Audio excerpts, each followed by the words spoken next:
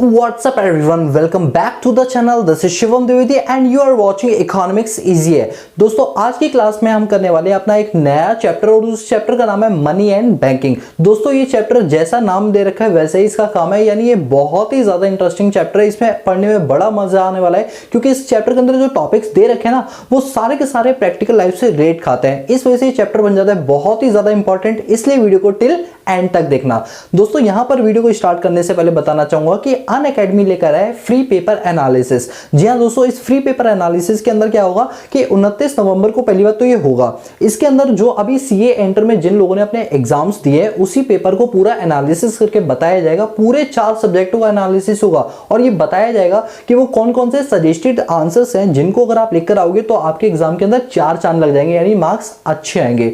दोस्तों बात करते हैं अब उन स्टूडेंट्स की जिन्होंने एग्जाम या तो अपीयर ही नहीं किया या अपीयर किया बट उनका एग्जाम अच्छा नहीं गया। दोस्तों वो बिल्कुल भी होपलेस ना हो, क्योंकि यहां पर अनअकैडमी उनके लिए लेकर आया एक फास्ट ट्रैक बैच जो कि 2 महीने के अंदर, जी हां दोस्तों आपने बिल्कुल सही सुना, 2 महीने के अंदर वो पूरा का पूरा एंटायर सिलेबस आपको करवाएंगे, वो भी बहुत ही अच्छी तरीके से। ठीक है दोस्तों, आप देख सकते हैं ये सारे वो एडुकेटर्स हैं जो आपको क्या करवाएंगे, पूरा एंटायर सिलेबस करवा के आपको देंगे। ठीक है दोस्तों, अब बात करते हैं इसमें अगर आप इनका जो प्लस सब्सक्रिप्शन है उसको लेते हैं तो उसके क्या क्या फायदे होते हैं। दोस्तों सबसे पहला फायदा ये होता है कि आप उनमें जो भी लाइव सेशंस हो रहे हैं उनको अटेंड कर सकते हैं, लाइव आप उनसे अपने डाउट्स पूछ सकते हैं, और इनकेस अगर आप लाइव सेशन नहीं भी ले पाए तो उनके जो रिकॉर्डेड क्लासेस होती हैं वो आप बाद में उन्हें एक्सेस कर सकते हैं। और इससे बड़ी बात कि इसमें अनलिमिटेड व्यूज होते हैं, आप कितने भी व्यूज देख सकते हो। पेन ड्राइव क्लास की तरह नहीं कि आप 1 व्यूज देखोगे क्लास खत्म, 2 व्यूज देखोगे क्लास खत्म, ऐसा नहीं है। आपका जब मन करे और कितनी भी बार इनके व्यूज देख सकते हो और आपको कंप्लीट सोल्यूशन एक ही जगह इनका मिल जाता है। तो दोस्तों फर्दर डिटेल के लिए लिंक मैंने दे रखा है डिस्क्रिप्शन बॉक्स में, एक बार विजिट जरूर करना। तो चलिए शुरू करते हैं अपनी क्लास को। ये बचपन से ना बैंक जा जाके हम पक चुके हैं। जब देखो कोई कहता है बैंक में चले जाओ, कोई कहता है चेक लेके बैंक में चले जाओ, कोई कहता है बैंक में पैसा डिपॉजिट कराओ। आपका दिमाग नहीं गर्म होता बैंक बैंक सुन सुन के? होता होगा ना। बचपन से लेकर अभी तक आप बैंक पता नहीं कितनी बार सुन चुके हो, लेकिन आपको आज तक नहीं समझ आया कि बैंकिंग चैनल का रोल आखिर हमारी इंडिया में क्या है, या बैंक क्यों ओपन की गई। भाई क्या जरूरत है बैंक ओपन करने की, इतना माथा मतलब खराब करने की। तो आज हम इन्हीं सभी क्वेश्चंस का डिस्कशन करने के लिए जा रहे हैं, तो वीडियो को टिल एंड तक देखना। उसके बाद जिंदगी में कभी भी दिक्कत नहीं आएगी कि बैंक क्या होती है, बैंक कैसे काम करती है, बैंक क्यों आई, बैंक का प्रॉफिट क्या मोटिव रहता है इंडिया के अंदर आने का। ये सारे के सारे क्वेश्चंस मैं आपके सॉल्व करने वाला हूं इसी वीडियो लेक्चर सीरीज के अंदर। तो दोस्तों वीडियो को टिल एंड तक देखना, क्योंकि यहां पर आपको मिलने वाली है बहुत सारी इंफॉर्मेशन। और आपको एक कमिटमेंट करूंगा, आज की और अगली क्लास देखने के बाद दोस्तों मैं कमिटमेंट कर रहा हूं, मैं शिवम द्विवेदी ये कमिटमेंट करता हूं कि अगली 2 क्लास के अंदर अगर आप ढंग से पढ़ोगे तो आपको मैं बता दूं, जब भी बैंक जाओगे तो आपको बैंक की अच्छी खासी नॉलेज होगी। यानी कि आज की क्लास या और अगली क्लास जो मैं पढ़ाऊंगा वो इस तरीके से पढ़ाऊंगा कि जो आपके सिलेबस में दे रखा है वो तो कराऊंगा ही कराऊंगा, साथ में प्रैक्टिकल नॉलेज भी दूंगा, और इतनी अच्छी नॉलेज दूंगा कि आपको बैंकिंग चैनल का पूरा तो नहीं बट हाँ मैक्सिमम मैं आपको नॉलेज दे दूं। क्योंकि पूरी नॉलेज देने बैठूंगा ना तो फिर मुझे इसको बंद करके, इकोनॉमिक्स को बंद करके बैंकिंग स्टार्ट करनी पड़ जाएगी। ठीक है, तो चलिए दोस्तों शुरू करते हैं। सबसे पहली बात उठती है ये बैंक क्या होता है। आखिर इतनी बार हमने सुना एसबीआई बैंक, देना बैंक, लेना bank, Punjab national bank, oriental bank, Sindh bank, इतनी सारी बैंक्स होती है। सर मतलब क्या होता है बैंक का? दोस्तों ध्यान से सुनो मैं जो समझा रहा हूं कि बैंक का मतलब क्या होता है। बैंक छोड़ो, सबसे पहले बात करते हैं जो भी पैसों की लेन देन करती है उसको बोलते हैं फाइनेंशियल इंस्टीट्यूशन। क्या बोलते हैं? Financial institution. यानी जो व्यक्ति या जो कंपनियां क्या काम करती है, फाइनेंस का काम करती है, पैसे की लेन देन का काम करती है, उसको एक जनरल टर्म में क्या नाम देते हैं? Financial institution. तो सुनना मेरी बात को, देखो एक ऐसी फाइनेंशियल इंस्टीट्यूशन होती है, यहां पर देखो जो लिख रहा हूं मैं, फाइनेंशियल इंस्टीट्यूशन। क्या लिखा है मैंने? Financial institution. देखो फाइनेंशियल इंस्टीट्यूशन ना एक ऐसी जगह होती है, ध्यान देना, बड़े ही आराम से बड़े ही प्यार से मैं आपको ये कॉन्सेप्ट कराने वाला हूं और बड़ा मजेदार है ये कॉन्सेप्ट। ठीक है, तो देखो क्या है ये, तो हमने कहा भैया बैंक एक ऐसी फाइनेंशियल इंस्टीट्यूशन होता है, बैंक एक ऐसा फाइनेंशियल इंस्टीट्यूशन होता है जहां पर एक ऐसा सेक्टर होता है जिसके पास पैसा बहुत सारा होता है, जिसे बोलते हैं सरप्लस सेक्टर। क्या बोलते हैं? Surplus sector. ये वो सेक्टर है जिसके पास पैसा बहुत सारा पड़ा हुआ है, तो ये अपने घर में पैसा रखेगा तो उससे पैसों से पैसा नहीं बनेगा, तो ये क्या करता है, अपना पैसा इस फाइनेंशियल इंस्टीट्यूशन को दे देता है। फ्री में नहीं देता। सुनो मेरी बात, ये जो सरप्लस सेक्टर है ये अपना पैसा किसको दे देता है? फाइनेंशियल इंस्टीट्यूशन को दे देता है। एक बात बताओ, फाइनेंशियल इंस्टीट्यूशन के पॉइंट ऑफ व्यू से सोचो, फाइनेंशियल इंस्टीट्यूशन के पॉइंट ऑफ व्यू से सोचो, ये पैसा जो सरप्लस सेक्टर से लिया है ये इसके लिए क्या है? पैसा उधार लेना या एडवांस देना? सर फाइनेंशियल इंस्टीट्यूशन के लिए एक तरह से पैसा उधार लेना, यानी कि फाइनेंशियल इंस्टीट्यूशन ने इस सरप्लस सेक्टर से पैसा क्या किया है? बोरो किया है। क्या किया है? बोरो किया है। और बोरो किस रूप में किया है? डिपॉजिट के रूप में किया है। किसके रूप में किया है? डिपॉजिट के रूप में किया है। यानी जो पैसा हम अपने बैंक अकाउंट में डालते हैं वो हमारे लिए तो असेट होता है, लेकिन बैंक के लिए एक तरह से लायबिलिटी होती है कि आपका पैसा उसे रखना भी है और ऊपर से ब्याज भी देना है। बात समझ रहे हो? यानी लायबिलिटी के फ्यूचर में जब आप यानी अकाउंट होल्डर उसकी डिमांड करे तो उसे पैसा देना पड़ेगा। तो बैंक के लिए वो क्या है? बोरोइंग, मतलब एक तरह से बैंक पैसा आपसे उधार ले रही है। किसके रूप में? डिपॉजिट के रूप में। किसके रूप में? डिपॉजिट के रूप में। तो इकोनॉमी में जो सरप्लस सेक्टर होते हैं वो अपना पैसा फाइनेंशियल इंस्टीट्यूशंस को क्या दे देते हैं? उधार दे देते हैं। फिर फाइनेंशियल इंस्टीट्यूशन इन्हीं पैसों को आगे किसी को लैंड कर देते हैं। लैंड का मतलब होता है किसी और को उधार दे देते हैं, किसी और को उधार देता है। सोचो किसको उधार देंगे? सरप्लस सेक्टर को या डेफिसिट सेक्टर को? सर डेफिसिट सेक्टर को। यानी एक सेक्टर ऐसा होता है जिसके पास पैसों की कमी होती है, तो इसे बोलते हैं क्या? Deficit sector. क्या बोलते हैं? Deficit sector. तो ये क्या करती है फाइनेंशियल इंस्टीट्यूशन? इन्हीं लोगों का पैसा जो अपने पास रखा हुआ है, यही पैसा वो किसको दे देती है? डेफिसिट सेक्टर को लोन के रूप में लैंड कर देती है। लोन के रूप में क्या कर देती है? लैंड कर देती है।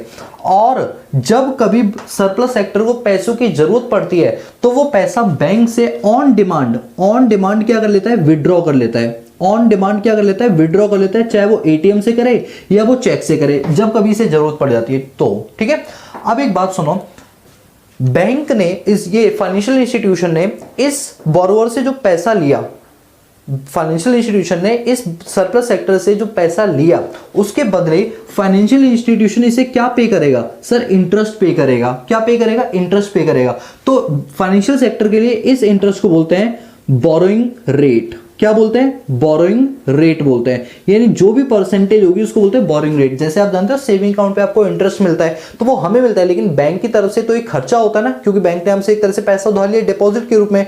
तो वही जो आपका सेविंग अकाउंट का इंटरेस्ट होता है उसी को क्या बोलते हैं? बोरोइंग रेट बोलते हैं। क्या बोलते हैं? Borrowing rate. और इसके बाद डेफिसिट सेक्टर को इसने पैसा दिया था तो डेफिसिट सेक्टर बैंक को क्या पे करता है? इंटरेस्ट पे करता है, जिसको क्या बोलते हैं? Landing rate. क्या बोलते हैं? Landing rate. यानी कल को अगर आप बैंक से लोन लेने के लिए जाते हो, इसका मतलब आप कौन से सेक्टर हो? डेफिसिट सेक्टर हो, कि आपने बैंक से क्या किया? पैसा उधार लिया है, बदले में आपको इंटरेस्ट ऑन लोन देना पड़ेगा। जो आप इंटरेस्ट ऑन लोन पे करोगे that is called landing rate. उसी को हम क्या बोलते हैं? लैंडिंग रेट बोलते हैं। क्या बोलते हैं? लैंडिंग रेट बोलते हैं। बात समझ आई? अब एक मैं एग्जांपल दे रहा हूं, सुनो ध्यान से। मान के चलो वो आपको सेविंग अकाउंट पे 4% का ब्याज देता है। ठीक है, जनरली ये ब्याज 4 या 5% ही होता है, इससे ज्यादा नहीं होता।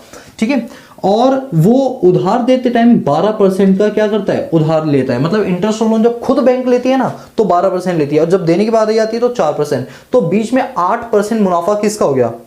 बीच में 8% का जो मुनाफा है वो किसका हो गया? फाइनेंशियल इंस्टीट्यूशन का हो गया। और इस मुनाफे को हम प्रॉफिट नहीं बोलते बल्कि क्या बोलते हैं? स्प्रेड बोलते हैं। क्या बोलते हैं? स्प्रेड। यानी कि जिसे हम प्रॉफिट बोलते हैं ना बैंक की लैंग्वेज में, उसी को क्या बोला जाता है? स्प्रेड। ब्रेड नहीं, स्प्रेड। बोलो बात आई समझे? कितना परसेंट? 8%। तो क्या मैं बोल सकता हूँ स्प्रेड जो है वो लैंडिंग रेट और बोरोइंग रेट का क्या होता है? डिफरेंस होता है। और यही बैंक की इनकम होती है। बैंक फिर इन्हीं से अपने खर्चे पानी, एसी या स्टाफ को सैलरी वगैरह जो भी देना होता है वो उससे देता है। बात समझ आई? तो इस पूरे स्ट्रक्चर में जो हमने इस फाइनेंशियल इंस्टीट्यूशन का नाम दिया है, this is none other than it is called be a bank. हम इसी फाइनेंशियल इंस्टीट्यूशन को क्या नाम देते हैं? हम इसी को नाम देते हैं बैंक। क्या नाम देते हैं? बैंक। तो सर अब जरा हमें बता दो कि बैंक क्या होता है पूरा ओवरऑल। आपने एग्जांपल तो दिया, हमें समझ आ गया, लेकिन अब जरा डेफिनेशन फॉर्म में बताओ। सुनो बच्चों ध्यान से, आराम से, कोई जल्दी नहीं है। मैं वादा करता हूं कि बैंक की एक एक नॉलेज मैं आपको दूंगा। जो बुकों में है वो तो मैं दूंगा ही दूंगा, और उससे ज्यादा मैं आपको नॉलेज दूंगा जिससे आपको प्रैक्टिकली पता चले रियलिटी के अंदर बैंक क्या करती है। मेरा मोटिव यहाँ पे ये नहीं कि किताब खत्म करना, मेरा मोटिव ये कि मेरे बच्चे जो इकोनॉमिक्स सीजी के है ना, मतलब आप जो मेरे फैमिली मेंबर हो इकोनॉमिक्स सीजी के, वो जब 12th क्लास पास करके निकले या मैक्रो पढ़ने के बाद निकले तो उन्हें पता हो कि जो हम इकोनॉमिक्स में पढ़ते हैं उसका रियल लाइफ में इंप्लीकेशन क्या होता है। क्योंकि मेरा मेन फोकस ना, आप मेरी कोई भी क्लास देख लो, मेरा हमेशा मेन फोकस ही होता है कि बच्चा जब भी पढ़े तो इस तरीके से पढ़े कि रियल लाइफ में उसको अप्लाई करवा पाए, वरना पढ़ाई बेकार है बिल्कुल। पढ़ाई बिल्कुल बेकार है। तो अब मेरी बात को सुनना, बैंक क्या होती है? तो बैंक एक ऐसी फाइनेंशियल इंस्टीट्यूशन होती है जो सरप्लस सेक्टर से पैसा उधार लेती है। किसके रूप में? डिपॉजिट के रूप में। किसके रूप में? डिपॉजिट के रूप में। और फिर यही पैसा वो डेफिसिट सेक्टर को, जिसके पास पैसों की कमी है, उस सेक्टर को ये पैसा लेंड कर देती है, बोले तो उधार दे देती है। किसके रूप में? लोन के रूप में। किसके रूप में? लोन के रूप में। और जरूरत पड़ने पर सरप्लस सेक्टर को वही पैसा वापस भी कर देती है, एटीएम के थ्रू या चेक्स के थ्रू ऑन डिमांड, अगर सरप्लस सेक्टर को जरूरत है तो ऐसी फाइनेंशियल इंस्टीट्यूशन को क्या बोला जाता है? बैंक बोला जाता है। क्या बोला जाता है? बैंक बोला जाता है। अब ये जो बैंक है, ये जब पैसा खुद उधार लेती है डिपॉजिट के रूप में, तो बदले में जो इंटरेस्ट पे करती है उसको क्या बोलते हैं? बोरोइंग रेट बोलते हैं। और जब ये लोन देती है तो वहां से जो इसे इंटरेस्ट मिलता है उसे क्या बोलते हैं? लैंडिंग रेट बोलते हैं। और बोरोइंग रेट और लैंडिंग रेट का ही जो डिफरेंस होता है वही बैंक की रियल इनकम होती है, जिसको क्या बोलते हैं? स्प्रेड बोलते हैं। समझ आई बात? अब जरा मैं इसको इंग्लिश में बोलूं, मतलब कोई चीज टफ नहीं है, टफ तो हम लोग बना देते हैं ये बोल के यार, मतलब क्या मैं बोलूं, ठीक है? सुनो मेरी बात। बैंक क्या होती है? अब आइंदा से आपसे कोई पूछे तो आप क्या बोलोगे? Sir, bank is a financial institution who takes money from the general public और सरप्लस सेक्टर। चाहे जनरल पब्लिक बोलो चाहे सरप्लस सेक्टर, बात है, ठीक है? तो financial institution is a institution who takes money from the general public और surplus sector as a deposit. And such money is giving to the loan. Such money lends as a loan to deficit sector. Such type of financial institution is none other than it is called be a bank. बोलो यहां तक बात आपको समझ आई है? तो अब अगर आपसे कोई पूछे बैंक क्या होता है तो आप क्या बोलोगे? सीधा छूटते साथ बोलो बैंक। सबसे पहली बात, एक क्या है? फाइनेंशियल इंस्टीट्यूशन है। बैंक क्या है? फाइनेंशियल इंस्टीट्यूशन, जो लोगों से लोगों का पैसा उधार लेती है डिपॉजिट के रूप में और वही पैसा लोगों को उधार दे देती है लोन के रूप में। और ऐसी ही फाइनेंशियल इंस्टीट्यूशन को क्या बोलते हैं? बैंक बोलते हैं। और बैंक की जो भी कमाई होती है वो लेंडिंग रेट और बोरिंग रेट का क्या होता है? लेंडिंग और बोरिंग रेट का डिफरेंस होता है, जिसको क्या बोलते हैं? स्प्रेड बोलते हैं। और इसी बैंक को हम कुछ और नहीं बल्कि बताए क्या बोल देते हैं? इसी बैंक को हम नाम दे देते हैं कॉमर्शियल बैंक। क्या नाम दे देते हैं? Commercial bank. बात आई समझ? इसी बैंक को नाम दे देते हैं कॉमर्शियल बैंक। क्लियर है? यस सर, क्लियर है। हिंदी में इसको बोलते हैं वाणिज्य बैंक। वाणिज्य बैंक। मुझे नहीं पता मैंने हिंदी में सही लिखा नहीं लिखा। लास्ट हिंदी मैंने 10th क्लास में लिखी थी, उसके बाद से लिखी नहीं है, ठीक है? वाणिज्य बैंक। दोस्तों गलती हो तो प्लीज माफ करना, भावनाओं पे मत जाओ, काट दो भाई से। कॉमर्शियल बैंक ही देख लो, वरना आप अभी कमेंट करके वो सर हिंदी भी नहीं आती आपको, चले पढ़ाने। ठीक है? तो बताओ बैंक समझ आई आप लोगों को? क्लियर है? अब जरा इन चीजों को पढ़ो, आपको पूरा समझ आएगा, ठीक है? हमेशा क्या किया करो ना, बोर्ड पे क्या लिखा है ये मत देखा करो, मैं जो समझा रहा हूं उस पर फोकस किया करो, क्योंकि जब उस पर फोकस करो तो बोर्ड पे लिखी हुई चीज तो अपने आप समझ आ ही जाएगी। और देखो मैंने आपको एग्जांपल दिया है ना, अब देखो जो लिखा हुआ है ना पूरा समझ आएगा, पूरा का पूरा। क्या लिखा है देखो, a bank is a financial institution who takes money from the general people या कह लो सरप्लस सेक्टर। यानी ये क्या होती है? बैंक एक फाइनेंशियल इंस्टीट्यूशन होती है जो पैसा लेती है जनरल पब्लिक से या कह लो सरप्लस सेक्टर से। किसके रूप में बताओ? As a deposit. किसके रूप में? एज अ डिपॉजिट के रूप में। And this money giving to the deficit sector, और यही पैसा वो दे देती है किसको? डेफिसिट सेक्टर को। किसके रूप में? एज अ लोन के रूप में। एज मेकिंग इन्वेस्टमेंट, मतलब बैंक ने एक तरह से इन्वेस्टमेंट कर ली जिससे बैंक को भी क्या होगी? इनकम होगी। With aim of earning profit, और ये जो पैसा उसने डेफिसिट सेक्टर को दिया क्यों? ताकि वो पैसा कमा सके। और उनके द्वारा जो अर्निंग की जाती है प्रॉफिट की उसको क्या बोलते हैं? स्प्रेड। SPREAD, spread.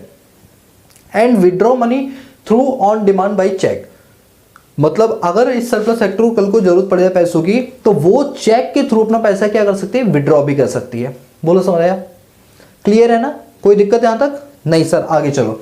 अब सुनो, हम जानते हैं it is very well assumed that the household sector. अच्छा एक बात मैं आपको बताना चाहूंगा, ये जो सरप्लस सेक्टर है ये कौन सा सेक्टर होता है जानते हो? इस सरप्लस सेक्टर को हम नाम देते हैं हाउस होल्ड सेक्टर।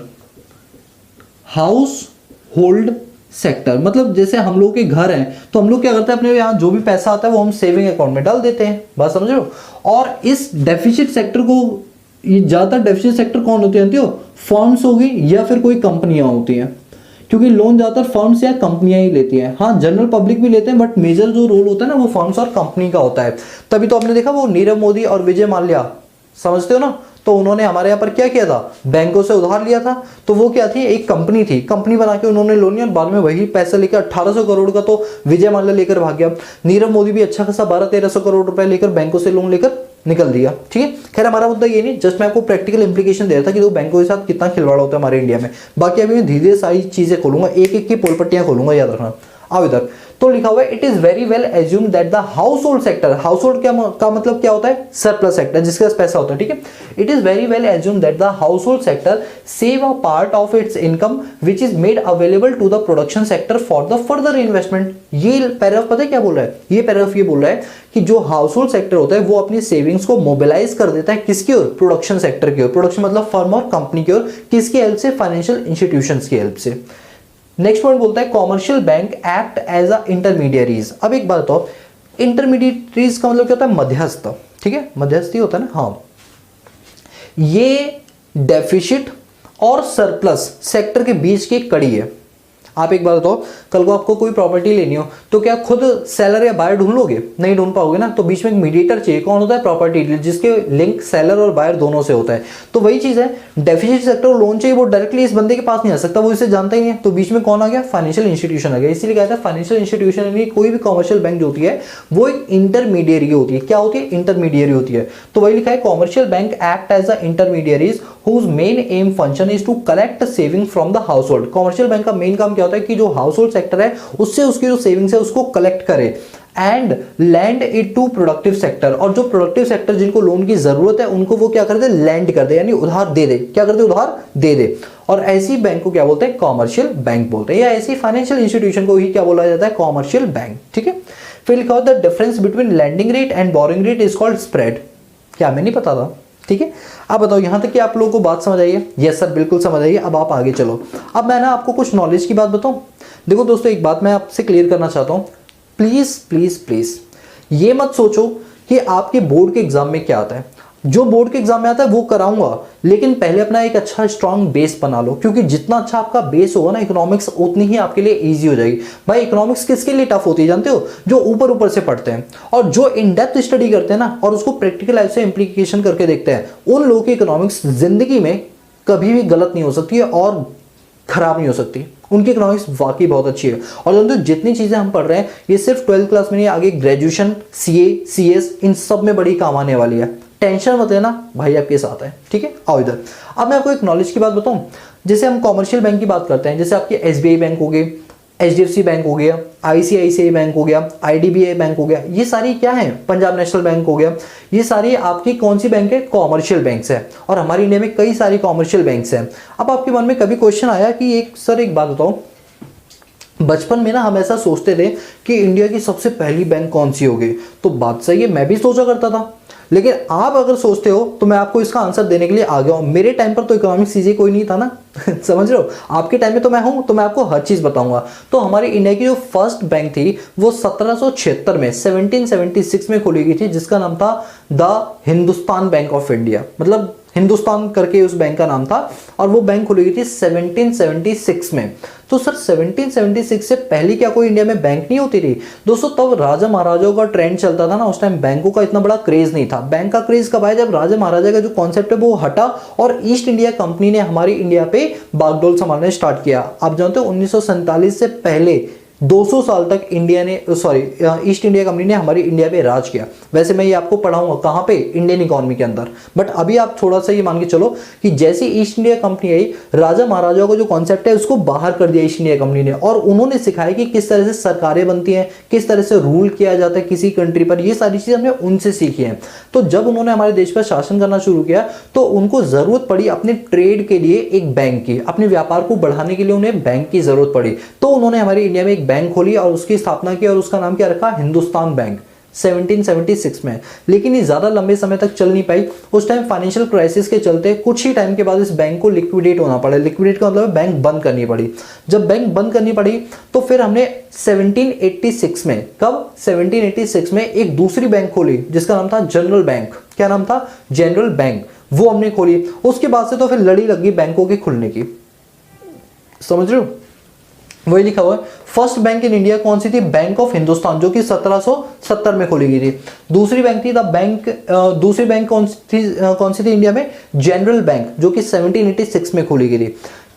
ये दोनों चीजें जस्ट फॉर योर नॉलेज, ये आपके एग्जाम में नहीं पूछी जाएंगी, ना एमसीक्यू में पूछे जाएंगे, ये सिर्फ नॉलेज के लिए बताता हूँ, जिससे आपकी प्रोडक्टिविटी जो है वो और भी ज़्यादा, क्योंकि देखो आप जब अपने दोस्तों के बीच खड़े हो ना, तो आप अलग से झलकने चाहिए। आपको बैंक मनी एंड बैंकिंग तो आता ही होगा, उसके साथ रिलेवेंट जो चीज़ें हैं वो भी आपको आती होंगी, और यही चीज़ें आपको औरों से हटके बनाएंगी। वरना गधे और घोड़े में फ़र्क क्या रह जाएगा? आप समझ रहे हो? गधे की रेस में जाना है या अलग से घोड़ा बन के नजर आना है? तो हमें तो घोड़ा बन के नजर आना है, तो हमें कुछ एक्स्ट्रा चीजें भी याद रखनी पड़ेंगी। ये नॉलेज के लिए आगे जाके इंटरव्यू में या गवर्नमेंट एग्जाम्स होते हैं उनमें बड़ी काम आती है ये चीजें, ठीक है। अब आपको एक बात बताऊं एसबीआई बैंक के बारे में। हाँ सर, हमने एसबीआई बैंक बहुत सुना है, सुनने में आता है एसबीआई बैंक एक बहुत बड़ी बैंक है। जी हाँ दोस्तों, आप लोगों ने बिल्कुल सही सुना था कि एसबीआई बैंक जो पब्लिक सेक्टर बैंक है उसकी सबसे बड़ी बैंक है, और प्राइवेट सेक्टर बैंकों में सबसे बड़ी बैंक है एचडीएफसी बैंक। कौन सी बैंक है? Housing development financial corporation, HDFC bank, ठीक है। मैं ये सारी चीजें बताऊंगा, डोंट वरी, ये तो जस्ट मैं एक ओवरव्यू दे रहा हूं अभी आपको, पिक्चर तो अभी बाकी है। अब मेरी बात को सुनो। अब मैं आपको ना एसबीआई के बारे में बताता हूँ, जो किसी को नहीं पता था। आप किसी से पूछोगे ना, उसको भी नहीं पता होगा, लेकिन आपको पता होगा। क्यों? बिकॉज आप इकोनॉमिक्स ईजीए की क्या हो? फैमिली मेंबर हो। You are the family member of economics ईजीए। इस वजह से आपको हर एक चीज मैं आप बताऊंगा। आओ सुनो क्या है वो। ये कि एक हमारी बैंक थी जिसका नाम था बैंक ऑफ बंगाल, जो कि 1806 में खुली थी। कब? 1806 में। फिर एक बैंक थी बैंक ऑफ बॉम्बे। कौन सी थी? बैंक ऑफ बॉम्बे, जो कि 1840 में ओपन हुई थी। फिर एक बैंक थी आपकी बैंक ऑफ मद्रास, जो कि 1843 में खुली। ये 3 बैंकें थी। कितनी बैंकें? 3 बैंकें। कौन कौन सी? Bank of Bengal, Bank of Bombay, Bank of Madras. मतलब पूरी इंडिया में लगभग यही 3 बैंकें थी उसके बाद, जिस पर हम कोई भी व्यापार वगैरह अपनी करते थे या कोई भी सेविंग्स वगैरह डिपॉजिट कराया करते थे। क्या हुआ कि इन 3 बैंकों को हमने कुछ टाइम के बाद क्या कर दिया? मर्ज कर दिया। इसे बोलते हैं अमलगमेशन, यानी कि इन बैंकों को हमने जोड़ दिया। अमलगमेशन कर दिया। और कौन सी सन में किया? सन 1921 में। तो इन तीनों बैंकों को हमने मर्ज कर दिया, यानी अमलगमेशन का मतलब होता है तीनों बैंकों को हमने जोड़ दिया। और इन तीनों बैंकों यानी Bank of Bengal, Bank of Bombay, Bank of Madras, इन तीनों को जोड़ के हमने एक सिंगल बैंक बना दी। और वो सिंगल बैंक के जो एरिया हो गया या जो उसका कवरेज है वो बहुत बड़ा हो गया।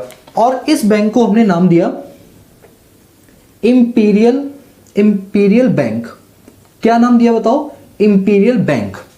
तो सन 1921 में हमने इन तीनों बैंकों को जोड़ के एक बैंक बना दिया, और उस एक बैंक का नाम क्या दिया? Imperial bank. क्या नाम दिया? Imperial bank. दोस्तों मैं बता दूं, बहुत इंपॉर्टेंट टॉपिक पढ़ा रहा हूं आपको रियल लाइफ के लिए। ये किसी को नहीं पता होगा, सिर्फ आपको पता होगा, इसलिए ध्यान से सुन लो। 1 मिनट का टॉपिक है। तो इन 3 बैंकों को हमने जोड़ दिया, अमलगमेशन कर दिया। अमलगमेशन मतलब होता है जोड़ना। कब जोड़ा? 1921 में। और क्या बना दी? Imperial bank. और जानते हो इसी इंपीरियल बैंक का हमने नाम चेंज कर दिया। कब चेंज किया? सन 1955 में। ईयर 1955 में इंपीरियल बैंक का नाम चेंज कर दिया। और जानते हो इसका नाम क्या रखा? हमने इसका नाम रखा state bank of India. Sir वाकई में आपने जो बताया वो सही है, तो क्या मैं मजे ले रहा हूं? ये मैंने जो आपको बात बताई है ना, ये शायद ही है कि किसी को पता हो। मैं ये नहीं कह रहा शायद ही है, मतलब इतना बोलो कि जनरल पब्लिक को ये चीज़ नहीं पता होती है। उन्हें लगता है कि एसबीआई बैंक की थी और वही चलती आ रही है। नहीं, एसबीआई बैंक सबसे पहले क्या थी? Bank of Bengal, Bank of Bombay, Bank of Madras, इन तीनों का अमलगमेशन 1921 में किया गया था। क्योंकि जब फर्स्ट वर्ल्ड वॉर हुआ था ना 1914 में, तब हमारी जो फाइनेंशियल क्राइसिस है वो बहुत ज़्यादा बढ़ गई थी। मतलब हमारी बैंक पूरी तरह से डिस्ट्रॉय हो गई थी फर्स्ट वर्ल्ड वॉर के दौरान। तो इसके चलते फिर भी हमने घसीटा मार मार के 1921 तक काम चलाया। फिर जब देखा 1921 में ये तीनों बैंकों से काम नहीं हो रहा, तो हमने तीनों बैंकों को जोड़ दिया सन 1921 में। और कौन सी बैंक बनाई? Imperial bank. बाद में 1955 में जब हमारा देश आजाद हुआ, कब हुआ था बताओ? 1947 में, 15 अगस्त 1947 में जब हमारा देश आजाद हुआ, तब हमें ऐसा लगा कि भैया इंपीरियल बैंक तो ये अंग्रेजों ने रखा था, तो इसके नाम को चेंज करो और क्या बना दो? State bank of India. यानी पूरी इंडिया की सबसे बड़ी bank, that is called state bank of India. तो तब से स्टेट बैंक ऑफ इंडिया को 1955 से किसके नाम से, इंपीरियल बैंक को किसके नाम से जाना जाने लगा? एसबीआई के नाम से जाने लगा। और एसबीआई की जानते हो टोटल 6 एसोसिएट्स थी। कितनी? थी सर, मतलब अब नहीं है? नहीं दोस्तों, अब नहीं है। 6 एसोसिएट के आपने नाम भी सुनेंगे, state bank of Patiala, state bank of Mysore, state bank of Ludhiana, state bank of Punjab, कुछ इस तरह से था। वो 6 एसोसिएट थे इनकी। तो क्या हुआ, 19 अगस्त 2020 को, 19 अगस्त 2020 को हमारी फाइनेंस मिनिस्टर निर्मला सीतारमन ने, फाइनेंस मिनिस्टर जो कि हमारी निर्मला सीतारमन है, उन्होंने कहा कि भैया ये जो 6 एसोसिएट्स हैं इनको बंद कर दो। बंद क्या कर दो, इन 6 एसोसिएट्स को एसबीआई के साथ क्या कर दो, मर्ज कर दो। यानी आज की डेट में एसबीआई बैंक जो है वो अपने आप में एक अकेली बैंक है। जो उसकी 6 एसोसिएट्स पहले हुआ करती थी वो अब नहीं है, अब अकेली एसबीआई बैंक की बची हुई है। बात समझो, ये सारी नॉलेज की बातें हैं ताकि आपको ये चैप्टर बहुत अच्छे समझ आ रहा है। अगर आपको ये नहीं समझना तो कोई बात नहीं भैया, छोड़ देना। मैं तो बस उन्हीं स्टूडेंट के लिए कर रहा हूँ जो वाकई अपना बेस स्ट्रॉन्ग करना चाहते हैं और अपनी चीज़ों को प्रैक्टिकल लाइफ से इम्प्लीकेट कराना चाहते हैं, बिल्कुल रिलेट कराना चाहते हैं। ठीक है, तो अब एक काम करो, सबसे पहला कि इसको आराम से पहले नोट डाउन कर लो, फिर हम बढ़ते हैं आगे कि कॉमर्शियल बैंक्स के कितने टाइप्स होते हैं, वो सारी चीज़ें करेंगे। मैं भी साइड हो रहा हूँ, 2 सेकंड के लिए वीडियो को पॉज करो और फिर नोट करना शुरू कर दो। ठीक है, मैं हट रहा हूँ 2 सेकंड के लिए। तो चलिए अब हम बात करते हैं कि हमारे यहाँ पर जो बैंक्स होती हैं उनके क्या टाइप्स होते हैं। क्योंकि अभी हमने क्या पढ़ा कि बैंक क्या होती है, जब हमने पढ़ लिया बैंक क्या होती है, कौन सी इंडिया की पहली बैंक थी, कौन सी दूसरी बैंक थी, उसके बाद किस तरह से एसबीआई का इवैल्यूएशन हुआ, ये सारी चीजें पढ़ लेने के बाद अब हमारा ये जान लेना बहुत जरूरी है कि बैंक्स कितने टाइप के होते हैं और उनकी क्या क्या क्लासिफिकेशन है। तो मैं बता दूं, यहां पर मैं आपको इतनी इन डेप्थ नॉलेज देने वाला हूं कि जिंदगी में कभी नहीं भूल पाओगे कि बैंक्स कितनी है। मतलब इंडिया की जितनी भी बैंक्स है ना, वो सारी की सारी बैंक की आज हम बात करने वाले हैं। इसलिए वीडियो हो जाती है बहुत ज्यादा इंपॉर्टेंट। वीडियो को पूरा का पूरा देखना। मैं आपको मतलब मैं क्यों बोलता हूं बार बार वीडियो पूरी देखना, ताकि आप कहीं कोई पॉइंट स्किप ना कर जाओ, कोई चीज आपकी नॉलेज से रह ना जाए, मैं बिल्कुल भी नहीं चाहता। ठीक है, तो चलिए शुरू करते हैं। दोस्तों हमारी हेडिंग है टाइप्स ऑफ बैंक। बैंक कितने टाइप की होती है, तो मैं आपको बता दूं आपकी जानकारी के लिए, बैंक 2 टाइप की होती है। एक होती है कॉमर्शियल बैंक और एक होती है सेंट्रल बैंक। क्या होता है, देखो सेंट्रल बैंक वो बैंक होती है जिसका डील डायरेक्टली कस्टमर से होता है, यानी कि जो कस्टमर्स के साथ डीलिंग करती है। लेकिन सेंट्रल बैंक जो होती है वो सभी जितनी भी कॉमर्शियल बैंक्स होती है उन पर निगरानी रखती है, उनका बाप होती है। एक बात बताओ, किसी के भी पापा मम्मी 2 होते हैं, 1 होते हैं? सर कैसी बात कर रहे हो, 1 होते हैं। देखो आई डोंट नो कि आप मेरे बारे में क्या सोच रहे हो। जैसे मैंने एक क्वेश्चन पूछा, मतलब देखो नेगेटिव मत सोचो। मैं कोई भी चीज अगर बोलता हूं ना तो थोड़ा उसका पॉजिटिव एस्पेक्ट सोचा करो। मैंने आपसे पूछा आपके मम्मी पापा कितने हैं, क्या बोलोगे? 1 है। ठीक उसी तरह देश का जो मम्मी पापा मतलब बैंकों का पापा भी 1 होगा, 2 नहीं होंगे। कितने होंगे? 1 होंगे। तो कहा जाता है कि सेंट्रल बैंक पूरे इकोनॉमी के अंदर, पूरे कंट्री के अंदर सिर्फ 1 होती है, लेकिन कॉमर्शियल बैंक अनेक होती है। बात समझ रहे हो? अब जैसे अगर मैं मान लो कोई एफडी कराने के लिए जाता हूँ, या मैं सेविंग अकाउंट खुलवाने के लिए आता हूँ, मैं करंट अकाउंट खुलवाने के लिए आता हूँ, जैसे हमारे इकोनॉमिक्स ईजीए का एक करंट अकाउंट हमने एचडीएफसी बैंक में खुलवाया हुआ है। तो जब मैं एचडीएफसी बैंक में गया तो जिस बैंक ने मुझसे डील किया, तो मैं बैंक के लिए क्या हूँ, कस्टमर हूँ, तो वो कौन सी बैंक है जिसने हमें डायरेक्टली डील किया, तो उस बैंक को हम अपने पास नाम देते हैं कॉमर्शियल बैंक। बोलो क्या नाम देते हैं? Commercial bank. लेकिन क्या ऐसा हो सकता है कि मैं देश की सेंट्रल बैंक के पास जाऊं और कहूं ओए मुझे अकाउंट खुलवाना है? नहीं बोल सकता, क्योंकि वो क्या करती है ना, सभी बैंकों को कंट्रोल करती है, वो कभी भी कस्टमर के साथ डील नहीं करती है। अभी हमने जो पीछे पढ़ा था बैंक के बारे में, तो जो बैंक हमने पढ़ा कि सरप्लस सेक्टर और डेफिसिट सेक्टर के बीच में इंटरमीडियरीज का रोल प्ले करती है, वो कौन सी बैंक होती है? वो होती है हमारी कॉमर्शियल बैंक। कौन सी बैंक होती है? कॉमर्शियल बैंक, जिसे हिंदी में बोलते हैं वाणिज्य बैंक। और एक होती है सेंट्रल बैंक, जिसको बोलते हैं केंद्रीय बैंक। याद रखना, हर कंट्री में कॉमर्शियल बैंक तो कई सारी होती है, लेकिन सेंट्रल बैंक सिर्फ 1 होती है। ठीक है, और आप जानते हो कि सेंट्रल बैंक को रेगुलेट करने के लिए हमने एक स्पेशल एक्ट बनाया हुआ जिसका नाम है reserve bank of India act 1934। क्या नाम है? RBI act 1934। और कॉमर्शियल बैंक्स को रेगुलेट करने के लिए हमने एक अथॉरिटी या कह लो एक एक्ट बनाया हुआ जिसका नाम है बैंकिंग रेगुलेशन एक्ट 1948। जिस साल एक्ट बनता है वो साल उसके आगे लगा दिया जाता है। जैसे 1934 में बना था, यानी आजादी के पहले बना था, और ये आजादी के तुरंत अगले साल बन गया था 1948 में। तो अगर आपसे कोई पूछे, एमसीक्यू में क्वेश्चन आ सकता है, एमसीक्यू के लिए बहुत इंपॉर्टेंट क्वेश्चन है, ध्यान से सुना कि सेंट्रल बैंक को कौन गवर्न करता है, कौन सा एक्ट गवर्न करता है? तो आरबीआई एक्ट 1934। और कॉमर्शियल बैंक कौन रन करता है, कौन सा एक्ट उसे गवर्न करता है? तो वो बैंकिंग रेगुलेशन एक्ट 1948। बात समझ आई? कॉमर्शियल बैंक हमारी कंट्री में बहुत सारे हो सकते हैं, सेंट्रल बैंक सिर्फ और सिर्फ एक होती है। और हमारी कंट्री की सेंट्रल बैंक का नाम क्या है बताओ सर? हमारी कंट्री की सेंट्रल बैंक का नाम है रिजर्व बैंक ऑफ इंडिया, यानी आरबीआई। हमारी बैंक का नाम क्या है? आरबीआई है। इसी तरह से हर कंट्री की भी अपनी सेंट्रल बैंक का अपना नाम होता है, ठीक है, बात आई समझे? हाँ सर बिल्कुल समझ आ गई। अब जरा हम कॉमर्शियल बैंक को पकड़ते हैं, ठीक है। तो आप एक बात बताओ, कॉमर्शियल बैंक का कौन सा एक्ट था? Banking regulation act 1948। और आरबीआई का क्या था, मतलब सेंट्रल बैंक का क्या था? आरबीआई एक्ट 1934, ठीक है। आओ, कॉमर्शियल बैंक को भी इस एक्ट के थ्रू जो गवर्न किया था, इस एक्ट में दो पार्ट में डिवाइड किया गया बैंक को। इस एक्ट के थ्रू बैंक को दो पार्ट में डिवाइड किया गया, शेड्यूल्ड बैंक और अनशेड्यूल्ड बैंक। कौन सी बैंक बताओ? शेड्यूल्ड बैंक और अनशेड्यूल्ड बैंक। देखो ये जो आप एक्ट देख रहे हो ना 1948, इसमें क्या होता है ना, कई सारे शेड्यूल्स होते हैं। अब शेड्यूल्ड क्या होते हैं मैं आपको बताता हूँ। शेड्यूल होते हैं जैसे आपके कुछ टेबल्स होती है ना, जैसे हम टेबल होते हैं, टेबल 1, टेबल 2, टेबल 3, टेबल 4। तो इसी तरह जो हमारा बैंकिंग रेगुलेशन एक्ट 1948 है, इस एक्ट के अंदर सेकंड टेबल, अब हम उसे टेबल ना बोल के क्या बोल देते हैं? शेड्यूल। बात समझ आ रही है?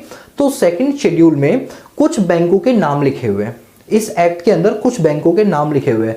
तो इस एक्ट के अंदर सेकंड शेड्यूल में जिन जिन बैंकों के नाम लिखे हुए हैं उनको हम नाम देते हैं शेड्यूल्ड बैंक। क्या नाम देते हैं? Scheduled bank. और जो आरबीआई एक्ट के सेकंड शेड्यूल में नहीं दे रखे जिनके नाम, उनको बोलते हैं अनशेड्यूल्ड बैंक। क्या बोलते हैं? अनशेड्यूल्ड बैंक के। समझ आई बात? यस सर, हमें समझ आ गई। तो वही लिखा हुआ है, शेड्यूल्ड बैंक की कौन सी होती है? Covered under second schedule of RBI act 1934। और अनशेड्यूल्ड बैंक की होती है जो कि कवर्ड नहीं होती है आरबीआई एक्ट 1934 के अंदर, ठीक है। आज की डेट में 99% बैंक्स, आज की डेट में 99% बैंक्स जो है वो शेड्यूल्ड बैंक है।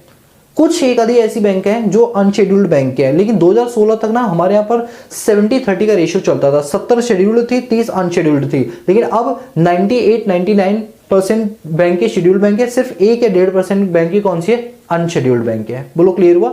Yes sir. सर आप बता दो एक बार अनशेड्यूल्ड बैंक कौन सी है हमारे इंडिया में? हाँ बता दो, Jammu and Kashmir bank, JNK bank. वो भी क्यों? क्योंकि जब हमारे आर्टिकल 370 जो है रिमूव नहीं किया गया था तब तक ये थी, लेकिन अब तो वो भी नहीं रही। अब तो वो भी किस में आ गई? शेड्यूल्ड बैंक में आ गई। लेकिन पहले हमारे अनशेड्यूल्ड में एग्जाम्पल क्या होता था? जम्मू एंड कश्मीर बैंक होता था, लेकिन अब नहीं होता, क्योंकि जब से वो धारा हटाई नहीं, उससे जम्मू कश्मीर को इंडिया का ही पार्ट मानने जाने लगा। पहले उसे स्पेशल कैटेगरी दे रखी थी, लेकिन अब नहीं दी है। अब तो उसे इंडिया के 28 राज्य, जैसे 29 राज्य में, वैसे उसको एक राज्य का दर्जा दिया गया है। तो इसलिए अब वो चीजें हट गई हैं, तो वो अब अनशेड्यूल्ड से किस में आ गई? शेड्यूल्ड में आ गई। लेकिन पहले जब मैं पढ़ाता था ना, तब मैं जब पढ़ाता था बच्चों को तो बोलता था अनशेड्यूल्ड बैंकों में जम्मू एंड कश्मीर बैंक का नाम ले लो, लेकिन अब नहीं, ठीक है। ठीक है सर, अब आगे बढ़ते हैं। अब क्या होता है कि जो हमारे पास शेड्यूल्ड बैंक है ना, इसको भी फर्दर हमने कई पार्ट में डिवाइड किया है। Private bank, public bank, foreign bank, regional rural bank और पेमेंट बैंक। अभी आपको नजर नहीं आ रहा होगा, मैं बता दूंगा। अभी पहले यहां से स्टार्ट करते हैं प्राइवेट बैंक के। अच्छा, प्राइवेट बैंक आपने सुना है जिसमें जो ऑनरशिप होती है, जो स्टेक ऑफ होल्डिंग होती है, वो किसके हाथों में होता है? प्राइवेट सेक्टर के हाथों में होती है। किसके सेक्टर के हाथों में होती है? प्राइवेट सेक्टर के हाथों में होती है। अब जो कॉमर्स के स्टूडेंट है ना, जो कॉमर्स के स्टूडेंट है, उनको मैं बता दूं, उनके अकाउंट्स में 3 बुकें हैं। जो थर्ड बुक है, जो सेकंड बुक है ना, कंपनी अकाउंट्स, उसमें आपने देखा होगा कंपनीज एक्ट 2013 की बातें की जाती है। तो ये सारी प्राइवेट बैंक के कंपनीज एक्ट 2013 के अकॉर्डिंग खोली गई। किसके अकॉर्डिंग खोली गई? कंपनीज एक्ट 2013 के अकॉर्डिंग खोली गई।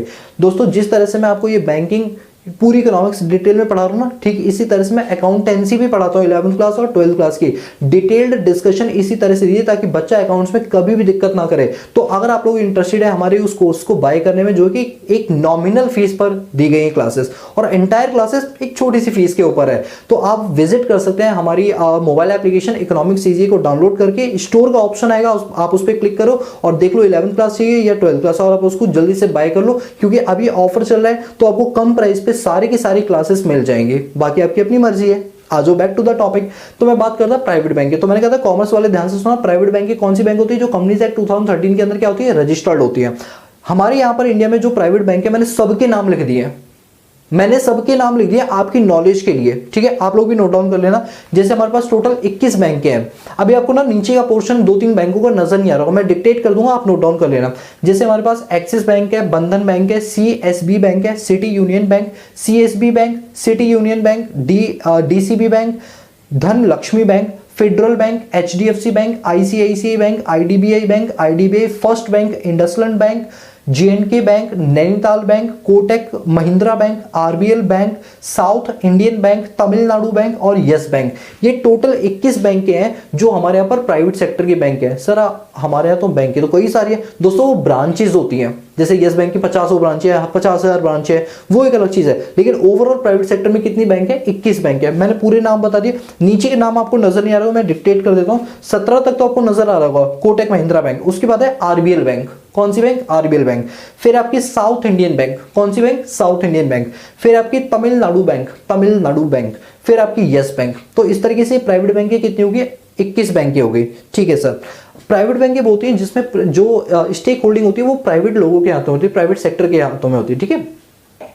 पब्लिक बैंक, पब्लिक बैंक वो बैंक होती है जिसमें जो 51% का जो कंट्रोल है वो गवर्नमेंट अपने हाथों में कर लेता है। जैसे मान लो ये फेडरल बैंक है, कल को गवर्नमेंट को लगे फेडरल बैंक को हमें अपनी बैंक बनानी है, तो वो इसके 51% 51% शेयर्स खरीद लेगा और तुरंत ये बैंक क्या बन जाएगी? पब्लिक बैंक बन जाएगी। समझ रही बात? तो हमारे यहाँ पर पब्लिक बैंक क्या है? SBI। जब मैं पिछले साल बच्चों को पढ़ाता था ना, पिछले साल जब पढ़ाता था तो मैं यहाँ एक वर्ड और लिखवाता था, SBI एंड इट्स एसोसिएट्स। वो 6 एसोसिएट्स थी ना SBI की, bank of SBI, state bank of Patiala, state bank of पता नहीं और भी थी 6 एसोसिएट। लेकिन 19 अगस्त 2020 को निर्मला सीतारमन ने, जब ये कोरोना वायरस में लॉकडाउन चल रहा था ना, उस टाइम यार फाइनेंशियल सेक्टर बहुत ज्यादा डिस्ट्रॉय हो गया, जिसके चलते उन 6 छोटी छोटी बैंकों को मिला के एक बैंक बना दिया गया, SBI बैंक। ऐसी कई सारी बैंक है, जैसे oriental bank of commerce, OBC bank है ना, OBC बैंक का अमलगमेशन किसके साथ कर दिया? पंजाब नेशनल बैंक के साथ कर दिया। ऐसी कई सारी बैंकें होती थी हमारे पास पब्लिक सेक्टर में ना। हमारे पास टोटल 12 + 7 19 बैंकें हुआ करती थी, लेकिन इस टाइम पर हमारे पास सिर्फ 10 बैंकें बची हैं। कितनी बैंकें बची हैं? 10 बैंकें। बाकी सबको कहते हैं ना अमलगमेट कर देना, जोड़ देना, वो जोड़ दिया 19 अगस्त 2020 को। ठीक है। चलो अभी हमारे पास पब्लिक सेक्टर की कितनी बैंक है? टोटल 10 है। कौन कौन सी? SBI है, बैंक ऑफ बड़ौदा है, बैंक ऑफ इंडिया है, बैंक ऑफ महाराष्ट्र है, केनरा बैंक है, सेंट्रल बैंक ऑफ इंडिया है। अच्छा ये सेंट्रल बैंक ऑफ इंडिया ये वाला मत ले लेना, ये अलग से है। ठीक है। और इसके बाद हमारा इंडियन बैंक है, इंडियन ओवरसीज बैंक है, पंजाब नेशनल बैंक है, Punjab and Sindh bank. I think कि आपको नीचे की पॉइंट नजर नहीं आ रहा, मैं रिपीट कर देता हूँ। Indian overseas bank, Punjab national bank, Punjab and Sindh bank. ठीक है। ये 3 बैंक हो गए। इसके बाद हमारे पास आती है फॉरेन बैंक से। अच्छा हम क्या पढ़ रहे हैं अभी? हम शेड्यूल्ड बैंक पढ़ रहे हैं। शेड्यूल्ड बैंक के ये 5 टाइप हैं, private, public, foreign, RRB, regional rural bank और पेमेंट बैंक्स। ये पेमेंट बैंक्स अभी जुड़ी है 2018 में। ठीक है। अभी बताता हूं मैं आपको फॉरेन बैंक्स क्या होती है। सर फॉरेन बैंक्स वो बैंक होती है जिनको इनकॉर्पोरेट का मतलब होता है बनाना, जिनको इनकॉर्पोरेट फॉरेन लॉज के थ्रू किया गया है। बस उनका ब्रांच ऑफिस इंडिया में खोल रखा है बस। जैसे नाम के तौर पे अमेरिकन एक्सप्रेस बैंक, ये इंडिया में नहीं बनी है, ये अमेरिका में बनी है, बस उसका ब्रांच ऑफिस इंडिया में खुला हुआ है। ठीक है। स्टैंडर्ड चार्टर्ड बैंक, इसके बारे में तो आपने कई बार देखा होगा।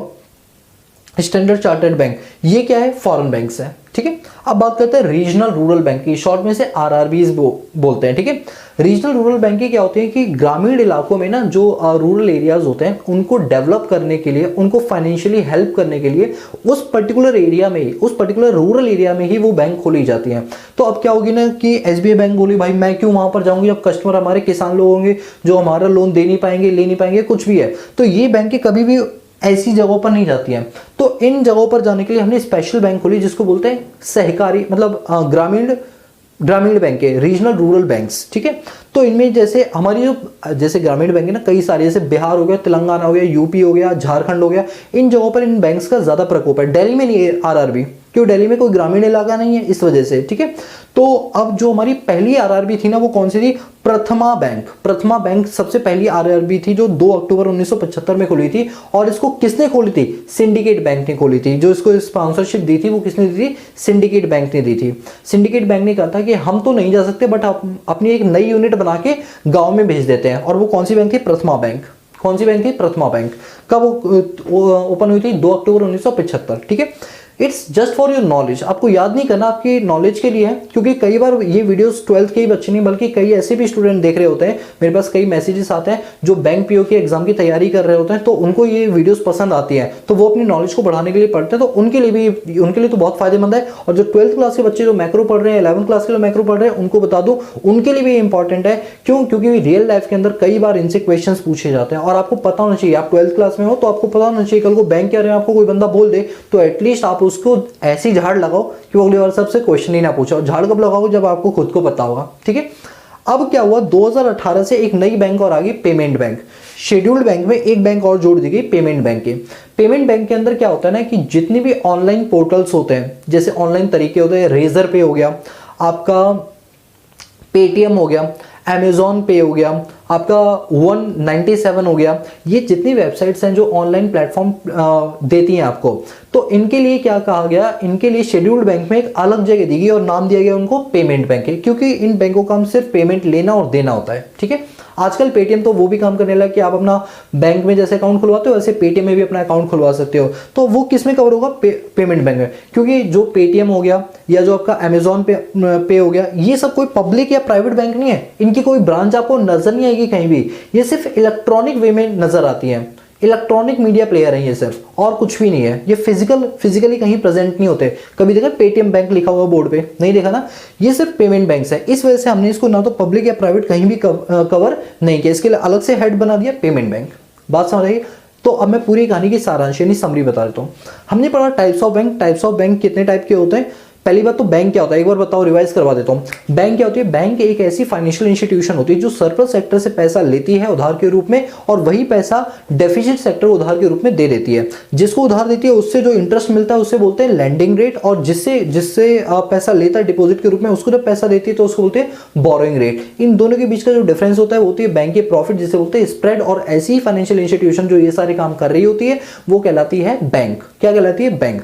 अब हम बात करते हैं बैंक। बैंक के कितने टाइप होते हैं? बैंक के दो टाइप होते हैं, कॉमर्शियल बैंक और सेंट्रल बैंक। सेंट्रल बैंक हर कंट्री की सिर्फ एक होती है और इसको गवर्न करने के लिए कौन सा एक्ट एप्लीकेबल होता है? Reserve bank of India act 1934। और हमारी इंडिया की आरबीआई सेंट्रल बैंक का नाम क्या है? Reserve bank of India. इसीलिए जो नोट छपते हैं उन पे आरबीआई का नाम लिखा होता है। अब क्यों लिखा होता है पता है? नोट और कॉइन्स कौन छापता है मैं बताऊंगा थोड़ी देर बाद में, अभी नहीं। ठीक है, सारी डिटेल दूंगा दोस्तों। ये जितने भी बचपन में आपके डाउट्स है ना वो सारे क्लियर करूंगा। 12th क्लास वाले डाउट तो अपने आप क्लियर हो जाएंगे, बचपन के डाउट क्लियर करूं मैं आपके, ये समझो। आओ बात करते हैं कॉमर्शियल बैंक की। कॉमर्शियल बैंक को गवर्न करने के लिए कौन सा एक्ट होता है बताओ? गवर्न करने के लिए कौन सा एक्ट होता है बोलो? क्या होता है? बैंकिंग रेगुलेशन एक्ट 1948, आजादी के अगले साल बनाया था। ठीक है, इसमें दो टाइप के होते हैं हमारे पास बैंक, शेड्यूल्ड और अनशेड्यूल्ड बैंक। शेड्यूल्ड बैंक वो बैंक की होती है जो आरबीआई एक्ट 1940 बैंक के आरबीआई 1934 के सेकंड शेड्यूल में जिनका नाम लिखा हुआ है वो कहलाती है शेड्यूल्ड बैंक, और जिनका नाम नहीं लिखा होता वो कहलाती है अनशेड्यूल्ड बैंक। कौन से शेड्यूल में? Schedule 2 of RBI act 1934। ठीक है सर। इसके बाद हम देखते हैं कि यहाँ पर जो शेड्यूल्ड बैंक होती है वो फर्दर 5 पार्ट में डिवाइडेड होती है। Private bank, public bank, foreign bank, regional rural bank और पेमेंट बैंक्स। यहां तक क्लियर है? मैं साइड हो रहा हूं, आप इसको जल्दी से नोट डाउन कर लो। तो अब जरा हम नजर डाल लेते हैं कि कॉमर्शियल बैंक्स के क्या रोल होते हैं और क्या इंपॉर्टेंस होती है हमारे इकोनॉमी के अंदर। ठीक है, तो चलिए बात करते हैं। तो हमारा ये जो टॉपिक है वो है कॉमर्शियल बैंक। ठीक है, कॉमर्शियल बैंक में क्या role and importance of commercial bank, बात समझ आई?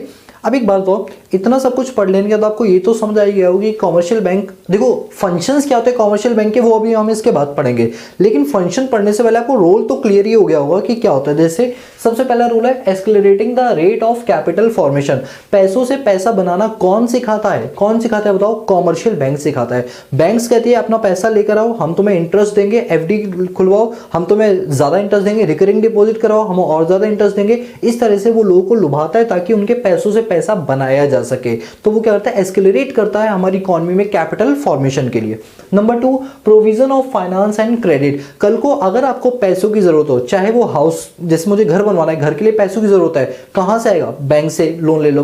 कार लेनी है, कार लोन ले लो। शादी करनी है, मैरिज लोन ले लो। एजुकेशन, पढ़ाई करनी है, एजुकेशन लोन ले लो। ये सारी फैसिलिटी कौन देता है उधार की? बैंक्स देती हैं। जो पहले कभी साहूकार वगैरह देते थे ना, आजकल वो काम कौन कर रहा है? बैंक कर रहा है। Number 3, developing entrepreneurship. क्या होता है कि जब कभी कोई बिजनेसमैन होता है वो उसके पास एक बहुत अच्छा आइडिया होता है बट पैसों की कमी होती है, तो उसका आइडिया बेकार हो जाता है क्योंकि उसके पास पैसा नहीं है तो बैंक्स उसको पैसा देती है उसके प्रोजेक्ट के लिए, ठीक है, और उसके जो एंटरप्रेन्योरशिप स्किल्स है उसको डेवलप करती है। कौन? Commercial banks.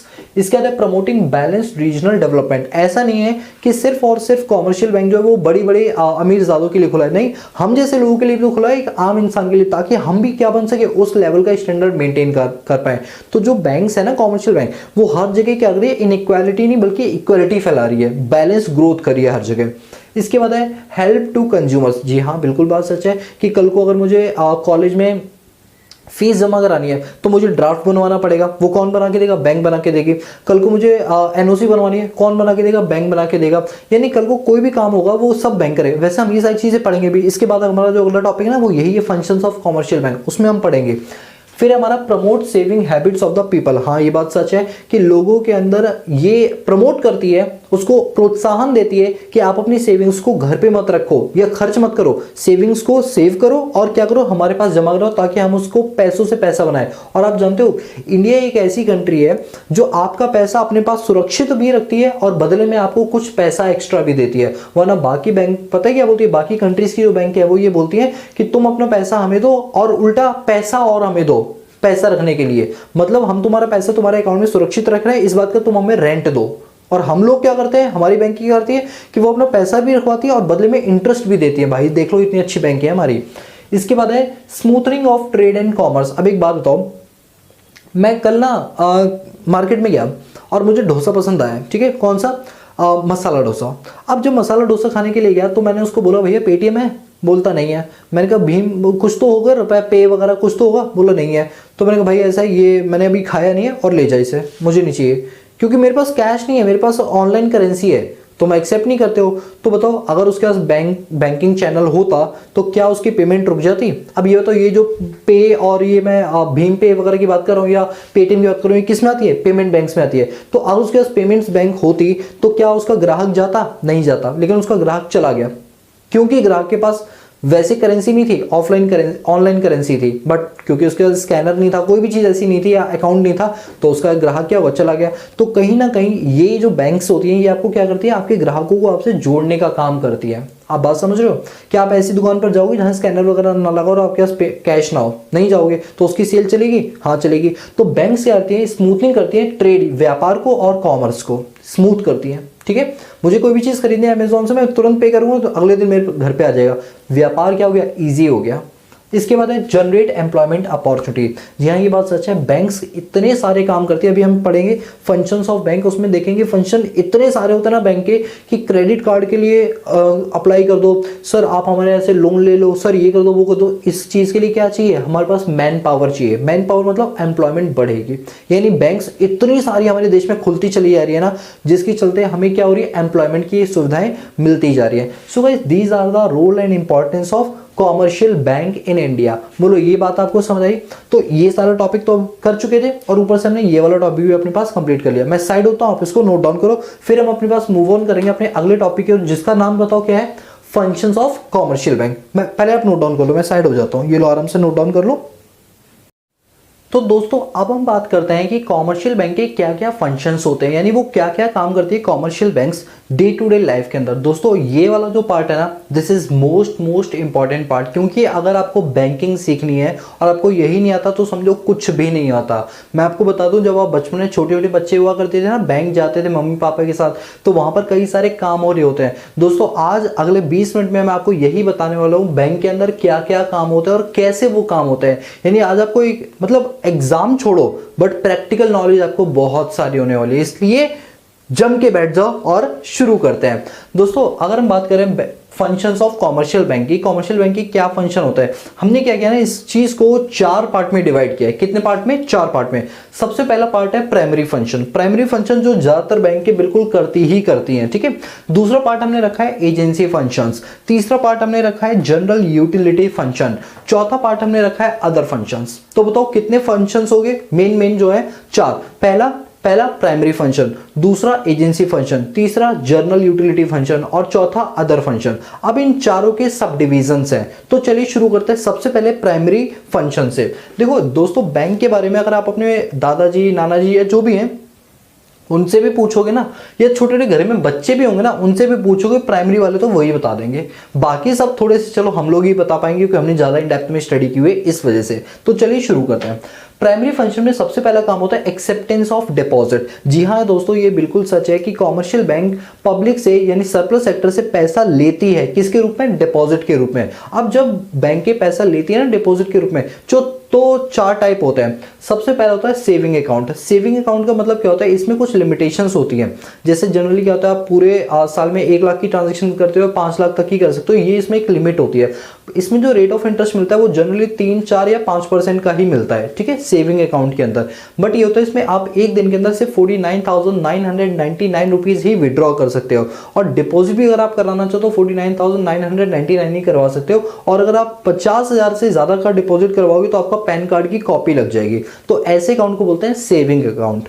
दूसरा होता है करंट अकाउंट। करंट अकाउंट कभी भी पर्सन के नाम से नहीं खुलता, बल्कि उसकी फर्म या कंपनी के नाम से खुलता है। बेसिकली जो करंट अकाउंट है ये बिजनेसमैन के लिए होता है। इसमें आपको कोई भी रेट ऑफ इंटरेस्ट नहीं मिलता। मतलब अगर आप इसमें करोड़ों रुपए 2 साल, 3 साल, 10 साल भी रखोगे तो आपको एक ढेले रुपए का भी ब्याज नहीं मिलेगा, क्योंकि इसका नाम होता है करंट। आप कितना भी एक दिन में डिपॉजिट कर सकते हो, मतलब 10 लाख, 1 करोड़, 2 करोड़, कितना भी डिपॉजिट करो एक दिन में, और कितना भी विड्रॉ कर सकते हो एक दिन में। इसमें कोई लिमिट नहीं होती। इस वजह से बैंक इस पर कभी भी आपको कोई ब्याज नहीं देता। सेविंग में 4-5% तक का ब्याज मिलता है, करंट में तो मिलता ही नहीं है।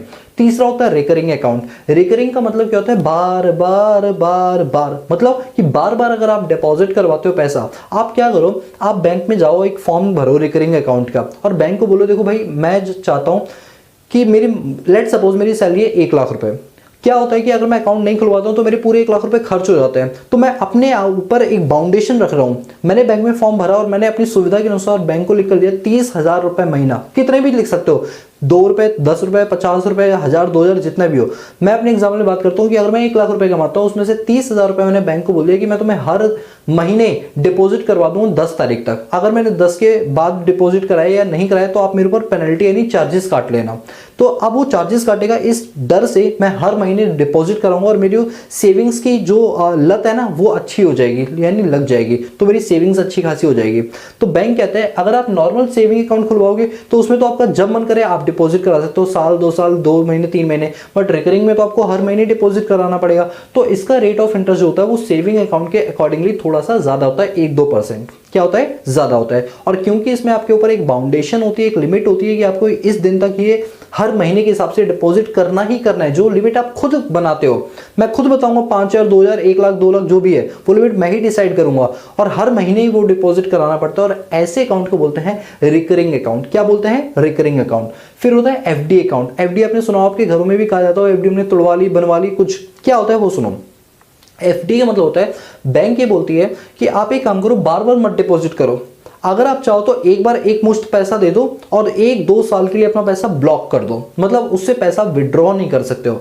भाई सेविंग अकाउंट में पैसा आज मैंने डाला तो मैं कल उससे निकाल सकता हूँ, रिकरिंग में डाला मैं उससे निकाल सकता हूँ। बट एफडी में आप एक बार डाल दोगे और आपने कहा कि एफडी मुझे 1 साल की बनवानी है, 6 महीने की मिनिमम बनती है, फिर मैक्सिमम होता है 1 साल, 2 साल, 3 साल, 4 साल, 5 साल, 10 साल, 20 साल, 15 साल, ऐसे कितने भी साल हो सकते हैं।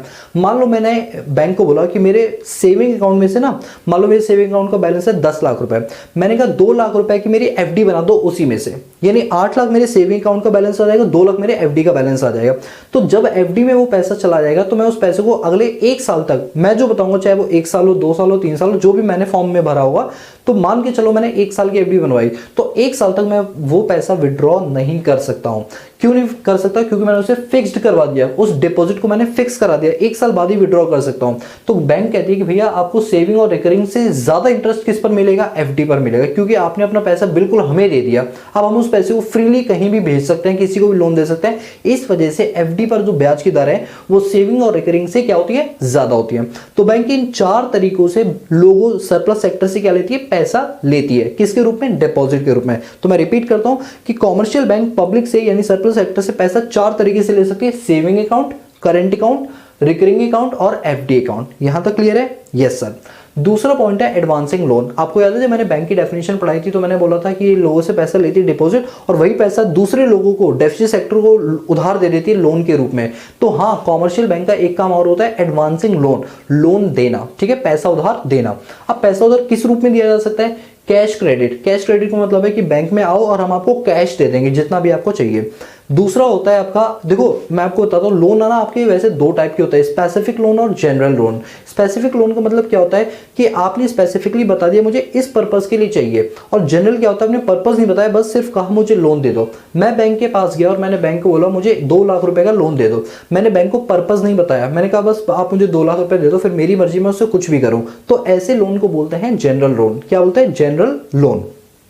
स्पेसिफिक लोन क्या होता है, मान लो मेरी शादी होने वाली है, ठीक है, शादी होने वाली है, तो मैंने कहा भैया मैं तो वैसे मतलब कुछ है नहीं मेरी जेब में, फूटी कौड़ी नहीं है मेरे पास, तो अब भाई शादी तो करनी है, तो अब मैंने क्या किया, बैंक के पास गया, बैंक मुझे शादी का लोन चाहिए। बैंक वाले भी कह रहा है भाई साहब तेरे पास इतने भी पैसे नहीं कि तू शादी कर पाए, और हमें बोला है लोन लेने के, तो बैंक कहती है चलो कोई बात नहीं ले ले, तो तेरा वहां भी बेड़ा गर्क होगा और हम भी करेंगे, ठीक है, तो लो शादी के लिए लोन ले लो। तो जब मैंने बैंक को बोला स्पेसिफिकली शादी के लिए चाहिए, इट मीन्स मैंने स्पेसिफाई कर दिया, that is called specific loan. मैंने कहा कि अब मैं पूरा बर्बाद हो चुका हूं, अब मुझे और पढ़ाई करनी है जिससे मैं और पैसा कमा सकूं, तो मुझे क्या दो, एजुकेशन लोन दो। ठीक है भाई, एजुकेशन लोन मिल जाएगा। मैंने कहा कि भैया अब मेरे बच्चों की फैमिली हो गई, एक कार चाहिए 7 सीटर, हो सर एग्जाम्पल, ठीक है, तो एक कार चाहिए, तो मैं बैंक के पास गया, मैंने कहा भैया कार चाहिए, तो बोले भाई बात सही है, पहले कभी शादी के लिए कभी एजुकेशन, और कार के लिए गुड, तो लो कार लोन ले लो। फिर मैंने कहा भैया अब मतलब भीड़ भाड़ ज़्यादा भी है, अब क्या मतलब बंगला साहिब में जाके थोड़ी खाना पीना खाएंगे या रोड के किनारे थोड़ी रहेंगे, अब घर भी तो चाहिए, तो हाउस लोन दे दो। तो इस टाइप के जो लोन्स होते हैं बोलते हैं स्पेसिफिक लोन। क्या बोलते हैं? Specific loan. दोस्तों यहाँ पर मैं 1 मिनट का टाइम लूंगा और आपके कुछ डाउट्स क्लियर करना चाहूँगा। वो डाउट ये है कि हमारे भारत में ना जो एजुकेशन लोन है उसका जो रेट ऑफ इंटरेस्ट है वो सबसे कम है। मतलब अगर आप कार लोन लेने के लिए जाओगे तो आपका रेट ऑफ इंटरेस्ट 14 से 19% पड़ता है। आप घर बनवाने के लिए जाओगे तो आपका रेट ऑफ इंटरेस्ट लगभग 6% से 12% के बीच में पड़ता है। बट आप एजुकेशन लोन लेते हो तो ये 1 से 5% के बीच में पड़ता है। तो एजुकेशन लोन क्यों सस्ता है जानते हो? बिकॉज गवर्नमेंट ये चाहती है कि हर बच्चा जो पढ़ना चाहता है उसको पैसों की वजह से ऐसा ना हो कि वो ना पढ़ पाए, इसलिए गवर्नमेंट एजुकेशन लोन प्रोवाइड करवाती है। ठीक है, अब क्या होता है ना कि अगर मन में मेरे क्या आ रहा है, अब देखो मेरी स्ट्रेटजी देखना, because we are students of commerce और आर्ट साइड, ठीक है, तो हमारे दिमाग में पता है क्या खुराफात चलती है, हमारे दिमाग में चलती है सारे एक काम करते हैं, हम एजुकेशन लोन ले लेते हैं 10 लाख रुपए का, ठीक है, रेट ऑफ इंटरेस्ट मैक्सिमम कितना होगा 5%, मिनिमम कितना होगा 1%, मतलब हर बैंक पर वेरी करता है, कोई बैंक 1 भी देती है, कोई 2 3 4 5, पर 5 से ज्यादा कोई नहीं लेगा। तो क्या हुआ, मैं एजुकेशन लोन लेने के लिए गया और मैंने सोचा कि भाई एजुकेशन लोन ले लूंगा 10 लाख रुपए का और उससे कार खरीद लूंगा, उससे एक कार खरीद लूंगा, क्योंकि कार का लोन लेने जाऊंगा तो 18-20% का मिलेगा। तो भाई इतने चालाक जितने तुम हो ना, बैंक उससे 10 कदम आगे, क्योंकि जहां आपकी सोच खत्म होती है बैंक की वहां से शुरू होती है। बैंक वाले क्या करते हैं, बैंक आपसे कहते हैं आपको कौन से कॉलेज में एडमिशन लेना है, आप बताओगे ये कॉलेज, तो वो कहेंगे आपने कॉलेज में एडमिशन ले लिया, उस एडमिशन की स्लिप दिखा दो हमें, फिर वो स्लिप देखेंगे, फिर वो उसमें फीस स्लिप भी मंगवाएंगे आपसे, जिस तारीख को फीस जानी होगी बैंक अपने आप उसके कॉलेज के अकाउंट में खाते में पैसा डाल देंगे। हर साल या हर सेमेस्टर जब भी आपकी फीस जाती है बैंक डायरेक्टली उसको पे कर देगी, आपके हाथों में पैसा नहीं देगी। तो इसलिए आप ये मत सोचना कभी भी कि स्पेसिफिक लोन का पैसा हाथ में आता है, नहीं दोस्तों, वो डायरेक्टली उसी जगह पे हो जाता है। जैसे अगर मैं कार खरीदने के लिए जा रहा हूं तो मैं कार लोन लूंगा, तो कार लोन का मतलब ये नहीं कि मैं अपनी बैंक के पास जाऊंगा और बैंक से लोन कैश लेकर फिर मैं कार वाले शोरूम में जाऊंगा पैसा दूंगा, नहीं, कार के शोरूम में बैठ के मैं अपने बैंक को कॉल करके बोल दूंगा, वो बैंक जो है कार के शोरूम वाले के अकाउंट में पैसा डाल देगी कार लोन के नाम पर, जेब में मेरे हाथ में पैसा नहीं देगी। यानी स्पेसिफिक लोन का पैसा कभी भी हाथ में नहीं आता, जबकि जनरल लोन मेरे हाथ में आता है, क्योंकि बैंक आपसे पर्पस नहीं पूछती उस केस में। तो ये बात हमेशा याद रखना। बीइंग इकोनॉमिक्स स्टूडेंट आपको ये बातें पता होनी चाहिए। कल को आप जाओगे, आपके जूनियर्स आपसे पूछेंगे, आपके छोटे भाई बहन पूछें, तो आपको इतनी नॉलेज तो होनी चाहिए ना। ठीक है सर, तो एडवांसिंग लोन किस तरह से होता है? कैश क्रेडिट, मतलब कि बैंक में कोई बंदा है, हमने उसे कैश में दे दिया। दूसरा होता है डिमांड लोन, सामने वाला जब आप किसी डिमांड करे तब आप उसे लोन पे कर दो। Short term loan, long term loan, bank to bank vary करता है। कुछ बैंक्स होती हैं जो शॉर्ट टर्म लोन 1 साल तक के लिए मानती है, कुछ बैंक्स होती है जो 1 से 5 साल तक के लिए मानती है, और 5 साल से ऊपर के तो सारी लोन कौन से होते हैं? लॉन्ग टर्म लोन्स होते हैं। ठीक है, अगला आता है ओवरड्राफ्ट फैसिलिटी। नाम को तोड़ो जरा, ओवर मतलब होता है ज्यादा, ड्राफ्ट मतलब होता है निकालना। ओवर मतलब ज्यादा, ड्राफ्ट मतलब निकालना, अपनी लिमिट से, अपनी औकात से ज्यादा पैसे निकाल लेना, that is called overdraft facility.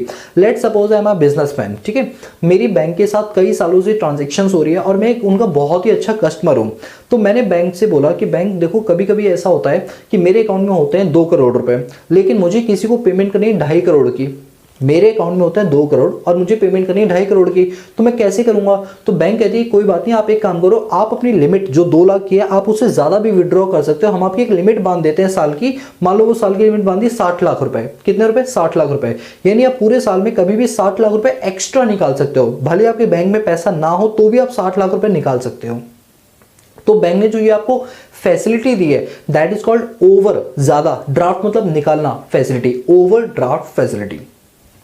Clear हुआ? ओवरड्राफ्ट फैसिलिटी क्या होती है? यस, यानी बैंक, कॉमर्शियल बैंक अपने अच्छे कस्टमर्स को, जो बड़े बड़े बिजनेसमैन होते हैं, उनको ये फैसिलिटी देती है। हम जैसे लोगों को नहीं देती कि ओवरड्राफ्ट, अबे तुम तो लेकर भाग भी जाओगे, बात समझ रहे हो? तो ऐसे नहीं होता, ये हर किसी को नहीं मिलती है।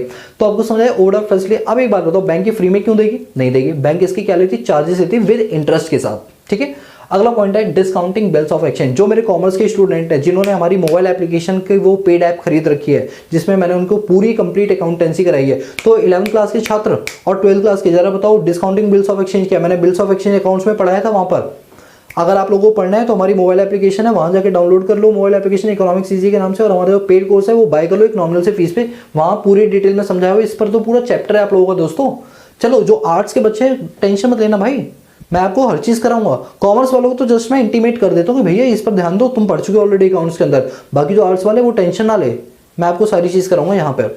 डिस्काउंटिंग बिल्स ऑफ एक्सचेंज का मतलब क्या होता है? देखो, इसको समझाने के लिए मैं आपके सामने एक एग्जांपल लूंगा और इस एग्जांपल को ध्यान से सुनना। एग्जांपल कुछ ये, मैं यहाँ पर कर दूं एग्जांपल? हाँ सर बिल्कुल कर दो। तो देखो एग्जांपल ये है कि ये एक सेलर है, ठीक है, ये कौन है? एक सेलर है। तो सेलर ने क्या किया? एक प्रोडक्ट बेचा किसी बायर को, एक प्रोडक्ट बेचा किसी बायर को, और वो प्रोडक्ट है लेट सपोज 1 लाख रुपए का। कितने रुपए का? 1 लाख रुपए का। अब बायर कोई और नहीं बल्कि एक बहुत ही जानी मानी कंपनी है। बायर और कोई नहीं बल्कि एक जानी मानी कंपनी है, ठीक है। तो क्या हुआ कि सेलर ने 1 लाख का प्रोडक्ट बेचा, तो कंपनी ने कहा कि भैया देखो मैं अभी तो कैश नहीं दे सकती हूँ। तो अब भाई सेलर को अपनी सेल करनी थी, तो कभी कभी हमें अपनी सेल्स को बढ़ाने के लिए उधार माल बेचना पड़ जाता है। आप भी ये बात जानते हो, अगर आप में से कई लोगों का अपना खुद का बिजनेस है तो वो अच्छे से जानते हैं कि सेल्स को बढ़ाने के लिए कहीं ना कहीं क्रेडिट सेल हमें ना चाहते हुए भी थोड़ी बहुत करनी पड़ जाती है। वही काम इस सेलर ने किया। अब सेलर को ये डाउट हो रहा है कल को ये बायर पेमेंट दे ना दे तो क्या करेंगे?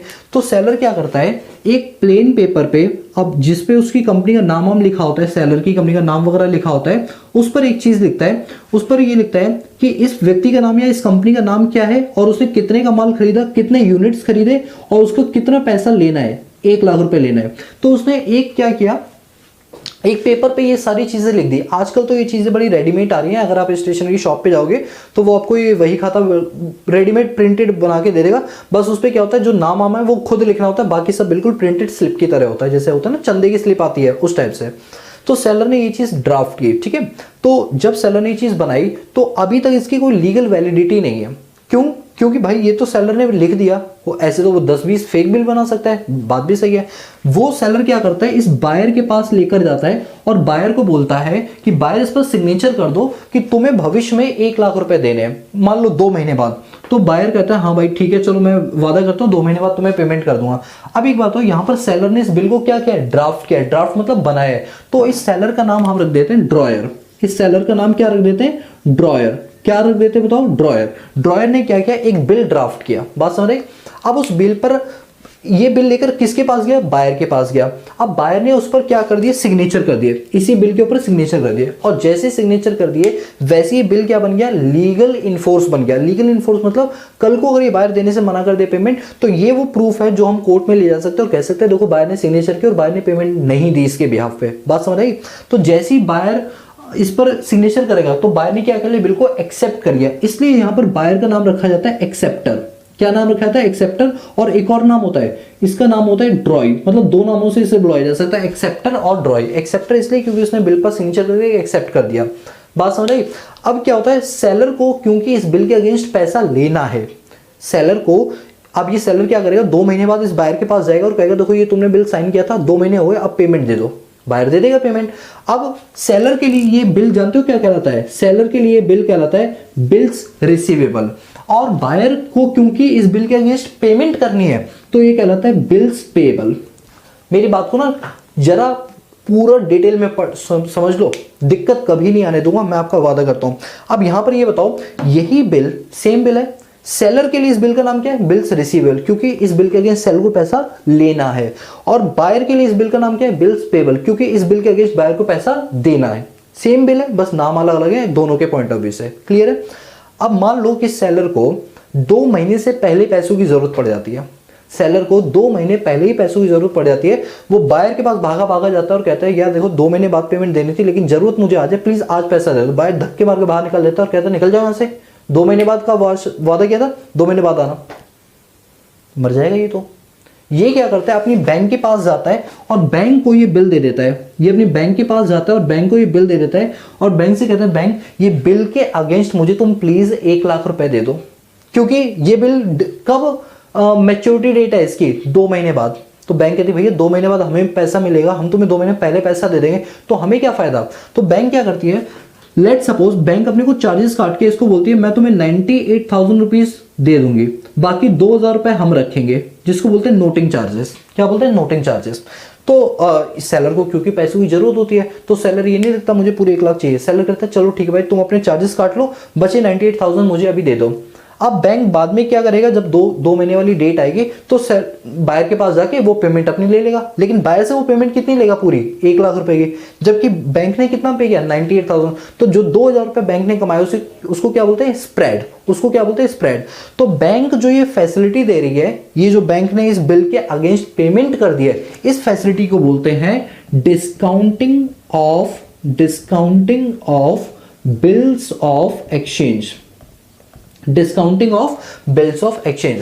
अब आप देख रहे हो, जब मैंने इकोनॉमिक्स में इतने डिटेल में बताया, तो अकाउंट्स में जब ये चैप्टर मैंने 11th क्लास वालों को पढ़ाएगा बिल्स ऑफ एक्सचेंज, तो कितना डिटेल में पढ़ाएगा दोस्तों। इसी तरह मैं 11th और क्लास 12th की पूरी अकाउंटेंसी इतनी ही डिटेल में पढ़ाता हूँ। मैं बोल रहा हूँ अगर पढ़ना है तो पढ़ लो, बहुत अच्छा टाइम है अभी आपके पास, ठीक है। लिंक डिस्क्रिप्शन बॉक्स में, मोबाइल ऐप को डाउनलोड कर लो, ठीक है। आओ, यहां तक की बात आपलोगों को समझ आई। तो ये जो पूरा प्रोसेस था, this is called discounting of bills of exchange. अब मैं एक लाइन में बताऊं आपको, ये जो discounting of bills of exchange है, बैंक आपके द्वारा दिए गए बिल पर बिल के अगेंस्ट क्या दे देती है? पैसे दे देती है। That is called discounting of bills of exchange. भाई पूरे कॉन्सेप्ट इजी होते हैं, बस मजेदार होता है पढ़ाने वाला कि किस तरह से वो पढ़ाए, ठीक है, तभी मजा आता है। चलो, मुझे भी मजा आ रहा है आपको पढ़ाने में बहुत ज्यादा। ये चीज क्लियर हुई। अगला पॉइंट है क्रेडिट क्रिएशन। दोस्तों क्रेडिट क्रिएशन मैं आपको सबसे लास्ट में कराऊंगा, जब ये सारी चीजें करा दूंगा ना फिर मैं आऊंगा क्रेडिट क्रिएशन पे, ठीक है। तो अभी इसको होल्ड पे डाल लो। तो आपको तो प्राइमरी फंक्शन के एक्सेप्टेंस ऑफ डिपॉजिट का saving, current, recurring, fix deposit समझ आया। दूसरा एडवांसिंग लोन का cash credit, short term loan, demand loan, long term loan समझ आया। फिर आपको ओवरड्राफ्ट, अपनी लिमिट से ज्यादा पैसा निकाल लेना समझ आ गया। डिस्काउंटिंग बिल्स ऑफ एक्सचेंज ये समझ आ गया, यस। और क्रेडिट क्रिएशन ये भी समझ आ गया, ठीक है। अब आप क्या करो, ये जो मैं एग्जांपल लिखता हूं ना दोस्तों, एक हम्बल रिक्वेस्ट है, जितने भी एग्जांपल मैं देता हूं ना इसको तुरंत अपनी कॉपी में नोट डाउन कर लिया करो, क्योंकि अभी समझ आ गया, 2 महीने बाद 3 महीने जब कॉपी उठाओगे कुछ समझ नहीं आएगा। सॉरी, अगर आपने एग्जांपल नहीं लिखा तो इस हेडिंग से आपको कुछ नहीं समझ आएगा, इसलिए एग्जांपल तुरंत के तुरंत क्या कर लिया करो, नोट डाउन कर लिया करो। ये लो मैं साइड हो गया, आप इसको नोट डाउन कर लो। चलिए, अब हम आते हैं अपने पास सेकंड टाइप पर, और हमारा जो सेकंड टाइप है वो क्या है? Agency function. एजेंसी फंक्शन में बैंक कई सारे काम करता है, जैसे ट्रांसफर्स ऑफ फंड्स। आप जानते हो एक बैंक से दूसरे बैंक में पैसा डालना, आज की डेट में तो हम मोबाइल बैंकिंग के थ्रू बड़े आसानी से कर लेते हैं, लेकिन जब ये मोबाइल बैंकिंग नहीं होती थी तो हमें बैंक में मैनुअली जाके एक फॉर्म भरना पड़ता था, जिसमें जिसके अकाउंट में पैसा डालना उसका नाम, अकाउंट नंबर, पैन नंबर ये सब डाल के हम क्या करते थे, अपने अकाउंट से पैसा निकाल के दूसरे अकाउंट में डाल लेते थे। तो बैंक ये एक काम करता था, और कौन से में आता था? ये एजेंसी फंक्शन में आता था। इसके बाद क्या होता था? दूसरा, collection of items. Collection of items का मतलब क्या है? मान लो कि मेरे 2-2, 3-3 घर हैं, उनसे रेंट आना है, मुझे ड्यू डेट नहीं याद रहती है और ना मैं उनके पास जा पाता हूं। मान लो मेरे एक शहर में एक घर है, दूसरे शहर में दूसरा घर है, तीसरे शहर में तीसरा घर है, तो इतने घर है, मुझे नहीं पता चलता रेंट कब लेना है कब नहीं लेना। मैंने बैंक को इंटीमेट कर दिया कि देखो मेरी इतनी प्रॉपर्टीज हैं या मैंने इतनी इतनी जगहों पर पैसा लगा रखा है, इनसे इंटरेस्ट या रेंट वगैरह मिलना है, तो तुम अपने ब्याह पे इसको कलेक्ट करना और मेरे अकाउंट में डाल देना, जो तुम्हारे चार्जेस हो तुम ले लेना। तो जितने भी मेरी कलेक्शंस होती हैं वो सब बैंक मेरे कहने पर, मेरी डायरेक्शन पर वो कर सकती है। इसे बोलते हैं कलेक्शन ऑफ आइटम।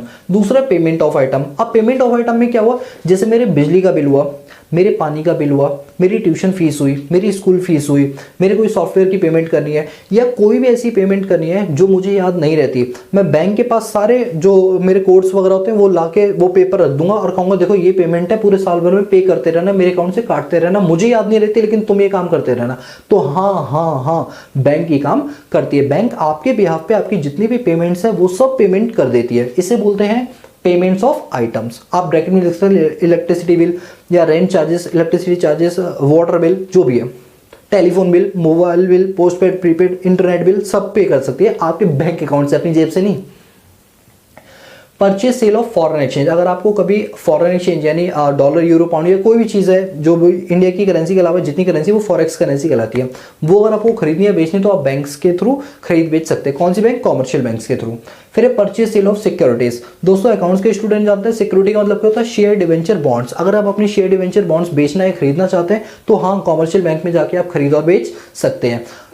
बहुत लंबी चौड़ी ट्रेडिंग नहीं होती बट हाँ छोटी छोटी ट्रेडिंग बैंक्स में हो जाती है। इसके बाद है इनकम टैक्स कंसल्टेंसी।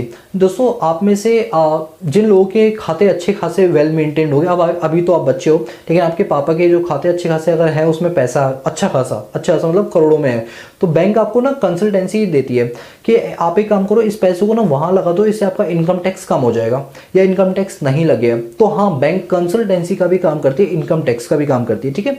इसके बाद है ट्रस्टी एंड एग्जीक्यूटर।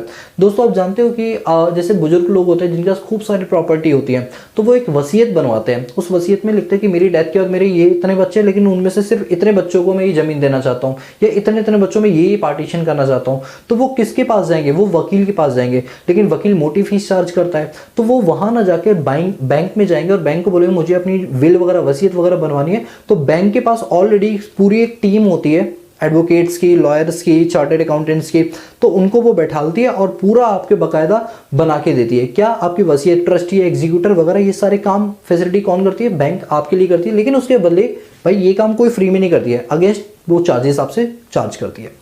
फिर letter of reference. Letter of reference का मतलब क्या होता है? जैसे कल को अगर मुझे कहीं से लोन लेना है तो क्या होगा कि मान लो मैं किसी दूसरे बैंक अकाउंट में मेरा खाता था, तो मैं उस जगह से एक लेटर लिखवा सकता हूँ ताकि दूसरी बैंक मुझे आसानी से लोन दे दे। तो इस टाइप की रेफरेंसेस का भी काम मेरे कौन करता है? कॉमर्शियल बैंक्स करती है। तो ये सारे थे आपके एजेंसी फंक्शंस। बोलो ये चीज क्लियर हुई? ठीक है, बढ़ सकते हैं आगे? यस सर, आगे बढ़ो। फिर हमारा general utility function. General utility function में क्या होता है? Locker facility. आप जानते हो घर में अगर आप अपने जेवरात रखेंगे, मार्कशीट्स वगैरह रखेंगे, जैसे मेरी मार्कशीट वगैरह है ना, जैसे 10th क्लास की, 12th क्लास की और आपकी ग्रेजुएशन की और पोस्ट ग्रेजुएशन की और जो सीए की है, ये सारी मैंने अपनी डिग्रियां जो है ना वो सारी बैंक में रखी हुई, क्योंकि पता नहीं घर में कब आग लग जाए, कब तूफान आ जाए, कब क्या हो जाए, कुछ पता नहीं, कब चोरी हो जाए। तो क्या करेगा, बैंक में मैंने एक लॉकर ले रखा है और उसके बदले में रेंट पे करता हूँ। मैं बताता हूँ 1850 रुपये मैं देता हूँ महीने के। एक महीने का रेंट है 1850 रुपये। एटलीस्ट उसमें चीज़ें तो सुरक्षित हैं, मैं अपने घर के जेवरात वगैरह जो भी कुछ है, वैसे ऐसा है नहीं, वो भी उसमें रख सकता हूँ सेफ। और इवन अपना वो कहते हैं ना कट्टा, तमंचा, वो भी रख सकते हैं, लेकिन ऐसा होता नहीं है, ठीक है। तो लॉकर रेंट की फैसिलिटी भी वो प्रोवाइड करवाता है। लॉकर रेंट से एक बात बताऊं, आपके बोर्ड्स के पेपर भी लॉकर रेंट में रखे जाते हैं। जैसे प्रिंटिंग प्रेस से जब प्रिंट होकर आता है ना आपके एग्जाम पेपर, तो वो बैंक में जाते हैं। जो जहां भी आपका सेंटर पड़ा होगा उसकी जो नियरेस्ट बैंक होती है, पब्लिक बैंक, उसमें वो उसके लॉकर में वो रखे जाते हैं। बाकायदा लॉकर से रिकॉर्डिंग, कैमरे रिकॉर्डिंग होकर आती है और आपके स्कूल का एक टीचर जाता है, जो एग्जामिनर होता है ना, वो टीचर जाता है बैंक में, उसकी रिकॉर्डिंग होती है। पुलिस की जीप में वो एग्जाम पेपर सीबीएसई बोर्ड के आते हैं। और सोचो लीक करने वाला कितना बड़ा इंसान होता है, जो इतने मतलब लीक भी कर लेता है, ठीक है। खैर मुद्दा वो नहीं है। Travellers checks. ट्रैवलर्स चेक क्या होता है दोस्तों? अब ये चेक्स नहीं चलती उतनी ज़्यादा जितनी पहले चला करती है। आजकल तो ऑनलाइन का ज़माना, आप देश के किसी भी कोने में बैठकर पेमेंट कर सकते हो। पहले ऐसा नहीं था। पहले क्या होता था कि जब भी हम कहीं घूमने के लिए जाते थे तो बड़ा बड़ा कैश लेकर जाते थे, भैया डर लगता था कहीं ऐसा ना हो कि हम लूट लिए जाए, और रियलिटी भी होती थी लूट लिए जाते थे। तो क्या होता था, हम बैंक के पास जाते थे, बैंक को बोलते थे ये लो 2 लाख रुपए, इसके अगेंस्ट ना जैसे चेक बुक होती है ना वैसे हमें बना के दे दो। कल को हम होटल में स्टे करेंगे, वही चेक भरेंगे और फाड़ के दे देंगे। तो सर ये तो हम चेक से भी कर सकते हैं, तो ट्रैवलर चेक की जरूरत क्या है दोस्तों? चेक में क्या होता है ना, वो बंदा जो जिस होटल वाले को मैं वो चेक दे रहा हूँ वो पहले बैंक में जाएगा, 3 दिन में क्लियर होगी, पता चले 3 दिन बाद चेक बाउंस हो गया, बंदा तो अपनी हनीमून मना के निकल दिया घर पे। बात समझ रहे हो? दिक्कत होगी। ट्रैवलर चेक में ऐसा नहीं होता। ट्रैवलर चेक प्रीपेड होता है, पोस्टपेड नहीं होता। आपने पहले पे किया होगा, उसके बाद ही ट्रैवलर चेक मिली है। इसलिए बैंक कहीं भी अगर आप ट्रैवलर चेक देते हो, कहीं भी घूमने जाते हो, तो कैश की जगह आप ट्रैवलर चेक रखकर घूम सकते हो। तो ट्रैवलर चेक पहले बनवानी पड़ती है। कहां से? बैंक से। तो बैंक हाँ ये काम करती है किसमें? जनरल यूटिलिटी फंक्शंस में। फिर आपके पास लेटर ऑफ क्रेडिट, हाँ उधार के लिए कोई अगर क्रेडिट वगैरह लिखना होता है तो वो बैंक आपको लिख कर देती है। अंडर राइटिंग ऑफ शेयर्स, दोस्तों ये बात बहुत ध्यान से समझ लो। अंडर राइटिंग ऑफ शेयर्स, देखो क्या होता है कि जब हम मार्केट में शेयर्स लॉन्च करते हैं तो हमारा कंपनीज एक्ट 2013 बोलता है कि एटलीस्ट 90% सब्सक्रिप्शन शेयर्स क्या हो जाने चाहिए? सब्सक्राइब हो जाने चाहिए। जैसे मान लो मार्केट में मैंने 1 लाख शेयर सब्सक्राइब इशू किए, तो अगर 90,000 शेयर लोगों ने खरीद लिए और 10,000 नहीं खरीदे, तो कंपनीज एक्ट बोलता है चलो 10,000 तो आप कहीं भी इधर उधर से लोन लेके अपना निपटा लोगे काम, लेकिन 90% से भी कम अगर मान लो शेयर सब्सक्राइब हुए तो आपको जितना पैसा जिन जिन लोगों से मिला है वो सब रिफंड करना पड़ेगा 120 दिन के अंदर, वरना 12% का रेट ऑफ इंटरेस्ट आपके ऊपर चार्ज हो जाएगा। सोचो रिलायंस इंडस्ट्रीज लिमिटेड ने जैसे जियो का जब लॉन्च किया था 2014 के अंदर, तो उस टाइम उसने पब्लिक ऑफर यानी शेयर्स इशू किए थे। अब शेयर्स इशू करते टाइम कंपनी को बड़ा डर होता है कि मार्केट में हम जितने शेयर चाहते हैं क्या पता लोग उतने ना खरीदें, तो जो चीज़ वो नहीं खरीदेंगे, लेट सपोज कि एक कंपनी ने 1 लाख शेयर पब्लिक ऑफर किए, ठीक है। अब 1 लाख में से सिर्फ 70,000 लोगों ने शेयर खरीदे, 30,000 लोगों ने नहीं खरीदे, तो इसका मतलब कितने शेयर सब्सक्राइब हुए? 70%। और कंपनी से कितना बोलते हैं? 90% होने चाहिए। तो ये सारे 70,000 शेयर वापस रिफंड करने पड़ जाएंगे। बड़ा लेंथी प्रोसीजर होता है, लेना मुश्किल होता है, फिर देना और उससे ज़्यादा मुश्किल होता है। तो कुछ आया नहीं, उल्टा जेब से चला गया, ऐसा ना हो इसलिए बैंकों के साथ बड़ी बड़ी कंपनियां डील कर लेती हैं। कहती हैं जो ये हमारे अनसब्सक्राइब्ड शेयर है ना, अनसब्सक्राइब मतलब जिनको पब्लिक ने नहीं खरीदा, इसको लास्ट में बैंक खरीद लेगी। यानी बैंक आपको गारंटी देती है कि कल को अगर पब्लिक ने आपके शेयर नहीं खरीदे तो वो शेयर हम खरीद लेंगे। और इस फैसिलिटी को बोलते हैं अंडर राइटिंग ऑफ सिक्योरिटीज। क्या बोलते हैं? अंडर राइटिंग ऑफ सिक्योरिटीज, ठीक है। यानी जो अनसब्सक्राइब्ड शेयर्स होंगे वो कौन बाय कर लेगा? लास्ट में बैंक बाय कर लेगी और बैंक उसके अगेंस्ट आपको पैसा दे देगी। तो आपका मार्केट में शेयर वापस करने की जरूरत नहीं पड़ेगी। This facility is called under writing of securities. Clear? फिर एक कलेक्शन ऑफ स्टैटिस्टिक्स। क्या होता है? बैंक्स कल को किसी को जब भी लोन देती है या हमें पता लगाना ये बंदा सॉल्वेंट तो नहीं हो गया, तो बैंक उसका पूरा जन्म कुंडली निकाल लेती है पैसों से रिलेटेड, यानी पूरा स्टैटिस्टिक्स अपने पास रखती है बैंक। तो बैंक किसी भी कस्टमर का स्टैटिस्टिक्स कैलकुलेट करने में बड़ी माहिर होती है। तो वही है कलेक्शन ऑफ स्टैटिस्टिक्स। ये हो गया उसके जनरल यूटिलिटी फंक्शन। अब बात करते हैं अदर फंक्शन। ये अदर फंक्शन जनरली सबको ही पता होता है, जैसे एटीएम, ऑटोमेटिक टेलर मशीन। जानते हो ना, जब नया नया आया था कितना मजेदार, यार एक मशीन है रोबोट की तरह पैसा निकाल के देती है, ये वही है। आजकल तो ये पिट गया, जब से ये ऑनलाइन पेमेंट वगैरह तब से एटीएम कौन जाता है यार। Credit card facility, debit card facility. Debit card मतलब जो मेरे अकाउंट में जितने पैसे सिर्फ उतने विड्रॉ कर सकता हूँ, क्रेडिट का मतलब उसके बियॉन्ड भी कर सकता हूँ, ठीक है। ये हो गया। इंश्योरेंस पॉलिसी, आप एचडीएफसी की नेट बैंकिंग यूज करते हो, आपके घर में कोई भी यूज करता है आईसीआईसीआई वर्ग की नेट बैंकिंग, तो उसमें देखना जब भी खोलते हैं तो उसमें कई सारे ऑप्शन आते हैं। आता है उसमें आपका इंश्योरेंस का, कि बैंक आपको इंश्योरेंस भी बेचती है, मतलब एलआईसी तो बेचती ही बेचती है, उसके अलावा कई सारी ऐसी बैंकिंग यूनिट्स हैं जो कि इंश्योरेंस बेचने का काम करती हैं, ठीक है। तो इंश्योरेंस पॉलिसी खरीदना और बेचने का काम भी बैंक्स करती हैं। म्यूचुअल फंड, ये है वो पॉइंट, म्यूचुअल फंड। कभी कभी आपने म्यूचुअल फंड की एडवर्टाइजमेंट देखी और लिखा आता है mutual fund is subject to market risk, please read all documents careful. और इतने तेज बोलता है, मैं कुछ समझ नहीं आता। आज मैं आपको ना म्यूचुअल फंड का फंडा बताने वाला हूँ। म्यूचुअल फंड आज सीख लो, जिंदगी में कभी भी एडवर्टाइजमेंट आएगी तुरंत समझ आ जाएगा। ऊपर से 10 जनों को समझाओगे म्यूचुअल फंड क्या होता है। मैं आपको समझा रहा हूँ म्यूचुअल फंड क्या होता है, सुनो ध्यान से। म्यूचुअल फंड का मतलब होता है एक अंधों में गाना राजा। क्या मतलब इसका? ये समझ लो, जैसे मैं हूँ, ठीक है, मैं एक चार्टर्ड अकाउंटेंट हूँ, ठीक है। मैंने अपने पास सीए कर ली थी 2018 में, तो मैं एक चार्टर्ड अकाउंटेंट हूँ। अब क्या हुआ कि जब मैं सीए बना तो मेरे पास दिमाग था कि पैसों से पैसा कैसे बनाया जाता है। मेरे पास दिमाग था, पूरा 100% दिमाग था, लेकिन पैसा नहीं था, क्योंकि भाई नया नया सीए बना था, पैसा तो था नहीं। हाँ भाई, सीए बनने के बाद आपकी जॉब लग जाती है 80,000, 90,000, 1 लाख, 2 लाख, जितनी भी आपकी कैपेसिटी के हिसाब से, ठीक है, और किस कंपनी में आप काम कर रहे हो। लेकिन जब नए नए बने थे उस टाइम तो हमारे पास पैसा नहीं था। तो क्या हुआ कि मार्केट में लोगों ने कहा कि भैया आपके पास दिमाग है लेकिन पैसा नहीं है। मैंने कहा हाँ बात तो सही है, तो क्या मैं इकोनॉमी में ग्रॉस डोमेस्टिक कैपिटल फॉर्मेशन कर पाऊंगा? नो। एक अमीर ज़्यादा है जिसके पास पैसा ही पैसा है लेकिन दिमाग नहीं है। आप समझ गए, अमीर बाप की बिगड़ी औलाद। ठीक है, तो उसके पापा के पास खूब सारा पैसा है लेकिन उसके लड़के के पास कोई दिमाग नहीं है, सिर्फ पैसा। वो पायलट है। किस चीज़ का पायलट? पापा के पैसे उड़ाने के लिए, वो वाला पायलट, वो वाला नहीं, पापा के पैसा उड़ाता है वो वाला पायलट है, ठीक है। उसके पास क्या है? पैसा है, और मेरे पास क्या है? दिमाग है। उसके पास क्या नहीं है? दिमाग। और मेरे पास क्या नहीं है? पैसा। हम दोनों आपस में मिलते हैं और कहते हैं मतलब वो मुझे देखकर क्या सोच रहा होगा, यार बंदे के पास दिमाग है, और मैं उसे देखकर क्या सोच रहा हूँ, बंदे के पास पैसा है। जिसकी जिसकी जेब में है मनी, उसकी किस्मत में कभी नहीं आ सकता है शनि। ठीक है, याद है वो ट्रेलर में आया था। चलो, मैंने उस गंजे को बोला, अरे गंजे नहीं सॉरी मैंने उस पैसे वाले बंदे को बोला, भाई ये ऐसा देख, मेरे पास एक बहुत बड़ी तगड़ी स्कीम है। अच्छा, फिर हेरा फेरी का अक्षय कुमार नहीं हूँ मैं, याद रखना। मेरे पास एक तगड़ी स्कीम है, उसमें पैसा लगाएंगे, पैसा जो है ना डबल हो जाएगा। तो सामने वाले ने कहा ठीक है भाई, तू अपना दिमाग लगा, पैसा मैं दूंगा तुझे। मैंने कहा ठीक है। अब पैसे से जो रिटर्न आएगा, मैंने पहले ही कॉन्ट्रैक्ट कर लिया, उसका 50% तेरा और 50% मेरा। तो वो जो अमीर ज्यादा है वो क्यों खुश हो गया, सोच रहे यार मेरे पास तो दिमाग नहीं था, 50% आ रहे, कम से कम यही ले लो। और मैं क्यों खुश कि मेरे पास तो पैसा भी नहीं था, फिर भी 50% आ रहा है। तो हम दोनों मिल गए, हम दोनों मिल गए। तो this is called mutual. Mutual मतलब मिल जाना। एक दिमाग वाला इंसान और एक पैसे वाला इंसान आपस में मिल गए और म्यूचुअल बन के उन्होंने क्या किया, फंड क्रिएट किया, और उस फंड को एक ऐसी जगह पर इन्वेस्ट किया जहां से अच्छा खासा रिटर्न आया, जिस रिटर्न का एक प्रपोर्शन किसको दिया, पैसे वाले को दिया, और एक प्रपोर्शन जिसने वो इन्वेस्टमेंट बनाया, फाइनेंशियल प्लानर, उसको दिया।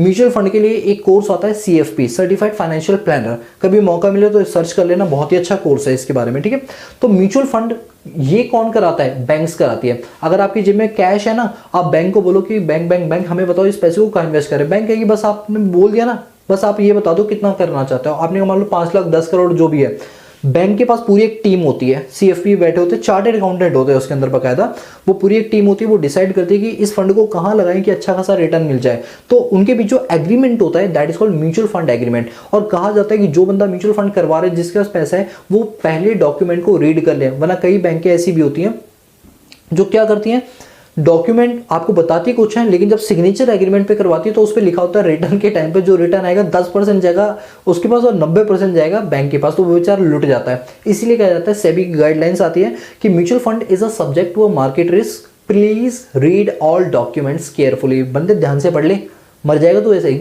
ठीक है, तो ये होता है म्यूचुअल फंड। अब अगर आपके पास कभी भी एडवर्टाइजमेंट आती है तो आप समझ जाओगे म्यूचुअल फंड क्या होता है। एक अमीर ज्यादा और एक दिमाग वाले इंसान का क्या होता है, मिक्सअप होता है, that is called mutual fund.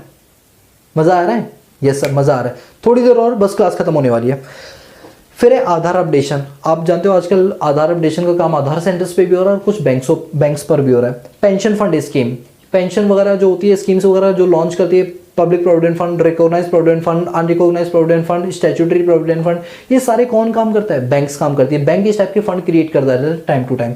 Merchant banking, कई सारे मर्चेंट बैंकर्स होते हैं जो कि आपको कई टाइप की फैसिलिटी देते हैं। जैसे आप जानते हो स्वैपिंग मशीन होती है, इसके बाद स्कैनर्स होते हैं।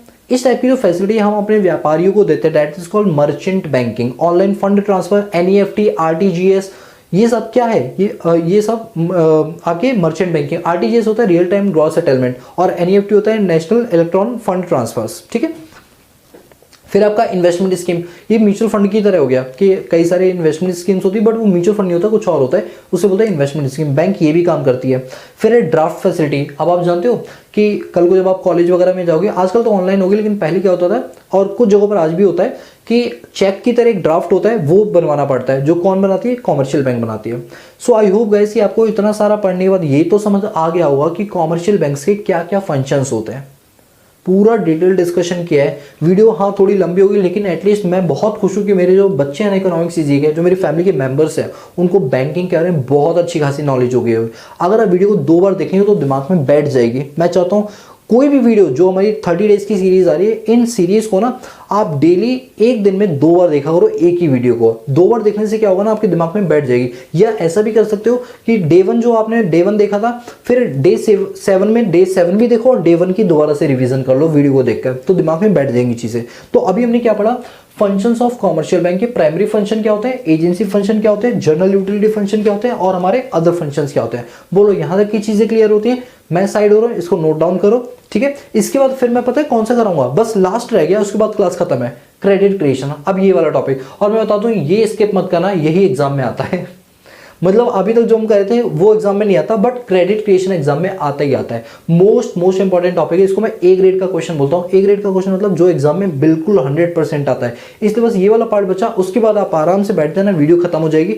बस ये वाला पार्ट कर रहे हैं, फिर खत्म हो सारा, आज की क्लास खत्म हो जाएगी। ठीक है, साइड हो रहा हूँ, सबसे पहले आप नोट डाउन कर लो इसको।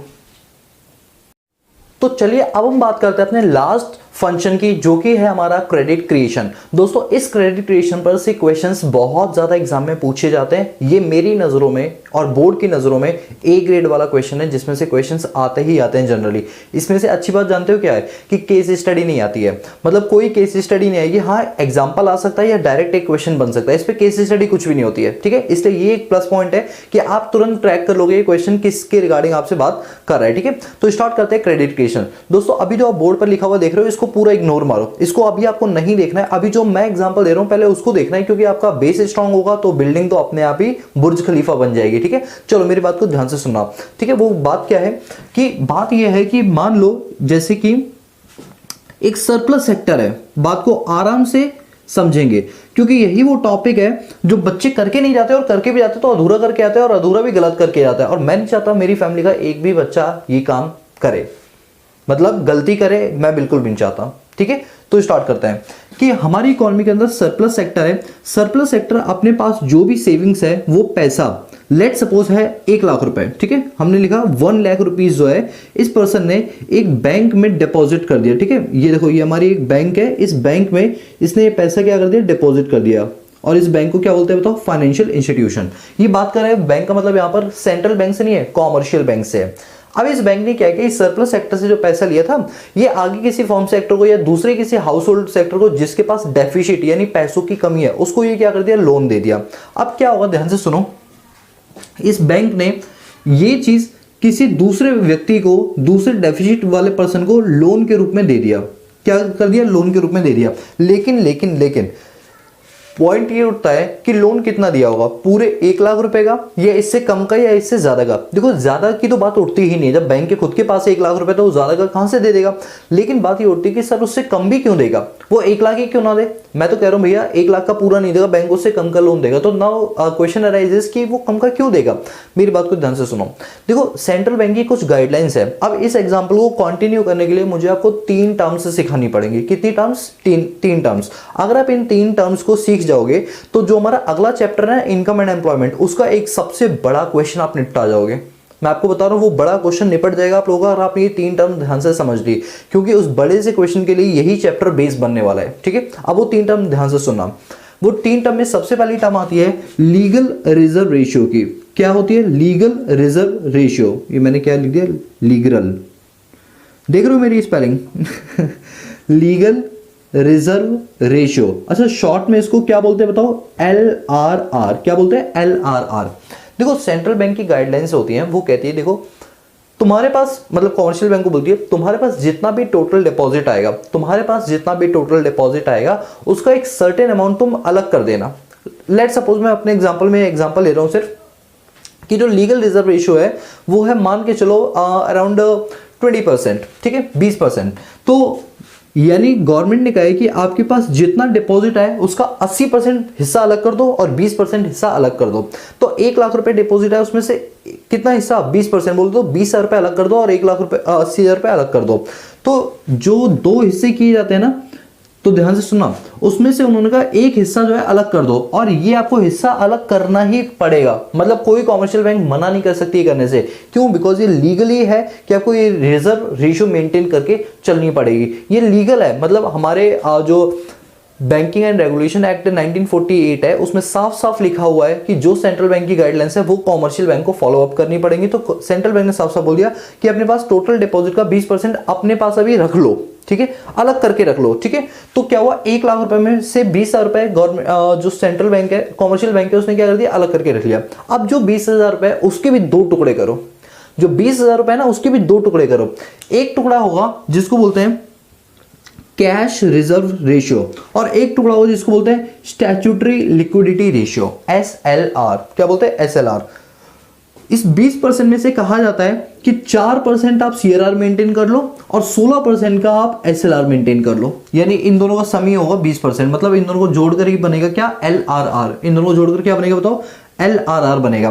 देखो अभी मैं जस्ट एक सरफेस नॉलेज दे रहा हूं, ठीक है। इन डेप्थ नॉलेज के लिए तो हम वो वाला चैप्टर जब पढ़ेंगे ना, इनकम एंड एम्प्लॉयमेंट, तब मैं आपको इन डेप्थ में बताऊंगा। बस अभी इतना समझ के चलो ये 3 टर्म्स क्या होती है। LRR, कॉमर्शियल बैंक के पास जितनी टोटल डिपॉजिट आती है उसका एक सर्टेन अमाउंट उसको अलग करना होता है, किसके पास रखना होता है मैंने ये नहीं बोला, मैंने सिर्फ बोला अलग करके रखना होता है, दैट इज कॉल्ड LRR। बोलो यहाँ तक क्लियर है? Yes sir. अब जो पैसा आपने अभी अलग करके रख लिया, उस पैसे के भी दो टुकड़े करो।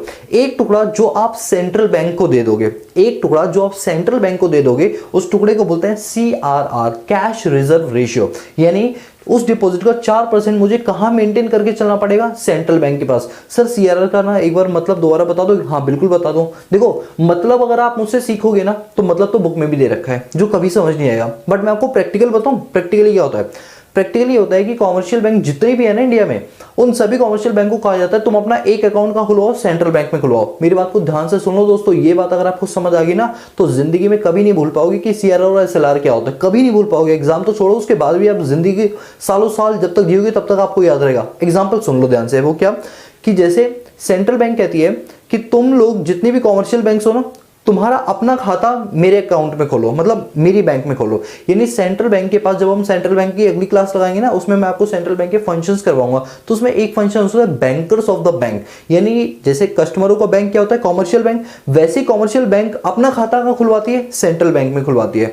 तो क्या होता है वहां पर ना, हमें एक चीज मेंटेन करके चलनी पड़ती है। जैसे आपके भी खाते के अंदर क्या होता है? मिनिमम बैलेंस होता है ना, 1000 रुपए का, 5000 रुपए का। HDFC बैंक है 10,000 रुपए का, करंट अकाउंट है तो 25,000 रुपए का। तो इतना मिनिमम बैलेंस जैसे आप मेंटेन करते हो, वैसे ही सेंट्रल बैंक ने बोल रखा है सभी कॉमर्शियल बैंकों की, तुम जब अपना खाता मेरे यहाँ पर खुलवाओगे तो तुम्हें भी एक मिनिमम बैलेंस मेंटेन करके चलना पड़ेगा, वो भी एवरी डे, हर दिन।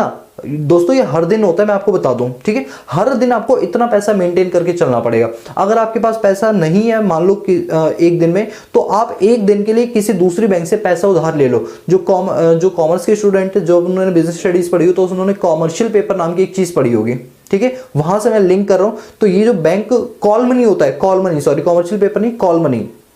तो कॉल मनी में क्या होता है? बैंक एक बैंक को कॉल करती है कि भैया मेरे पास पैसों की कमी, क्योंकि मुझे CRR मेंटेन करना है, कुछ टाइम के लिए पैसा बोरो कर दो। 1 से लेकर 2 दिन तक के लिए वो पैसा बोरो किया जाता है।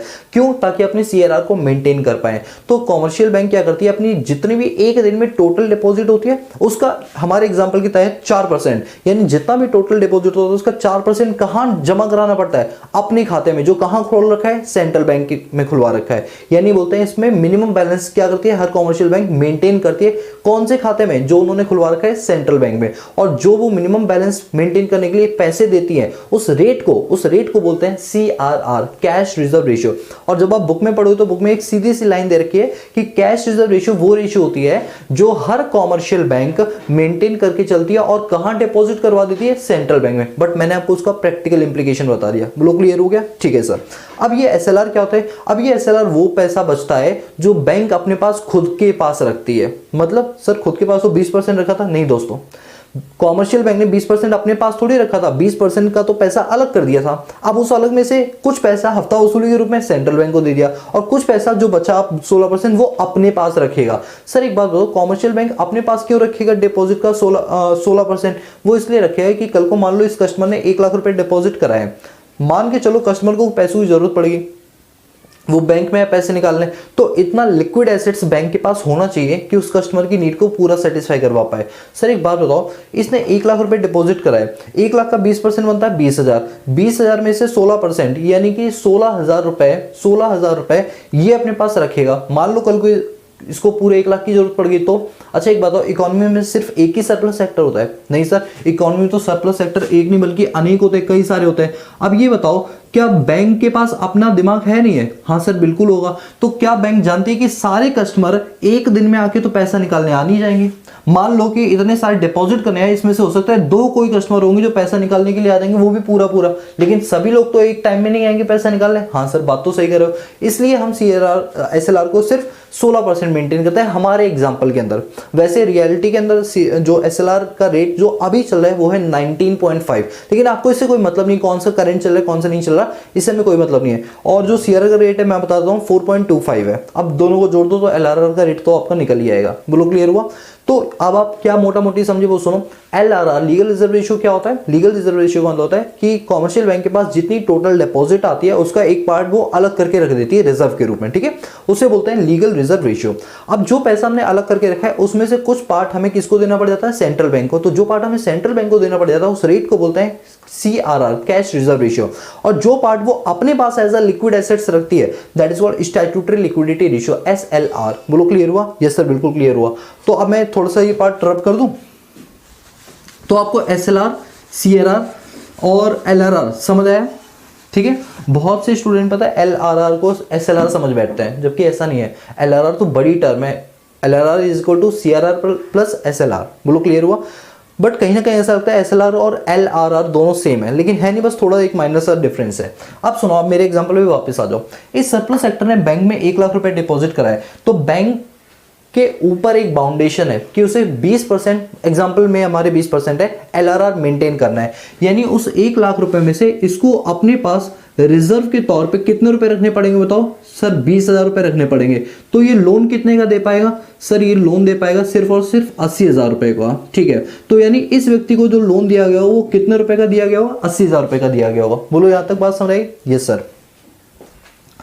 अब जो ये व्यक्ति है ना जिसको ये लोन दिया गया, याद रखना हमारी एक बेसिक एजम्पशन होती है, इसको लोन जब दिया तो कैश में नहीं दिया बल्कि इसके बैंक अकाउंट में डाल दिया पैसा। यानी कि ये व्यक्ति नहीं है बल्कि एक तरह की बैंक है इस पर्सन की, और उस बैंक में हमने पैसा कितना डाल दिया? 80,000 रुपए डाल दिया लोन के रूप में। ठीक है, तो अब इस बैंक के पास कितने रुपए है? 80,000 रुपए है। अब ये बैंक भी कोई दूसरी बैंक थोड़ी, ये भी तो कॉमर्शियल बैंक है, ये भी RBI की गाइडलाइंस को मानेगी, और ये भी RBI की गाइडलाइंस के तहत जो डिपॉजिट आया है कस्टमर के अकाउंट में उसका 20% क्या कर देगी? LRR कर देगी।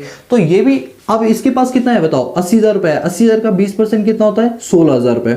80,000 का 20% कितना होता है? 16,000 रुपए। 1 मिनट, 1 लाख, हाँ ठीक है, 16,000 रुपए होता है।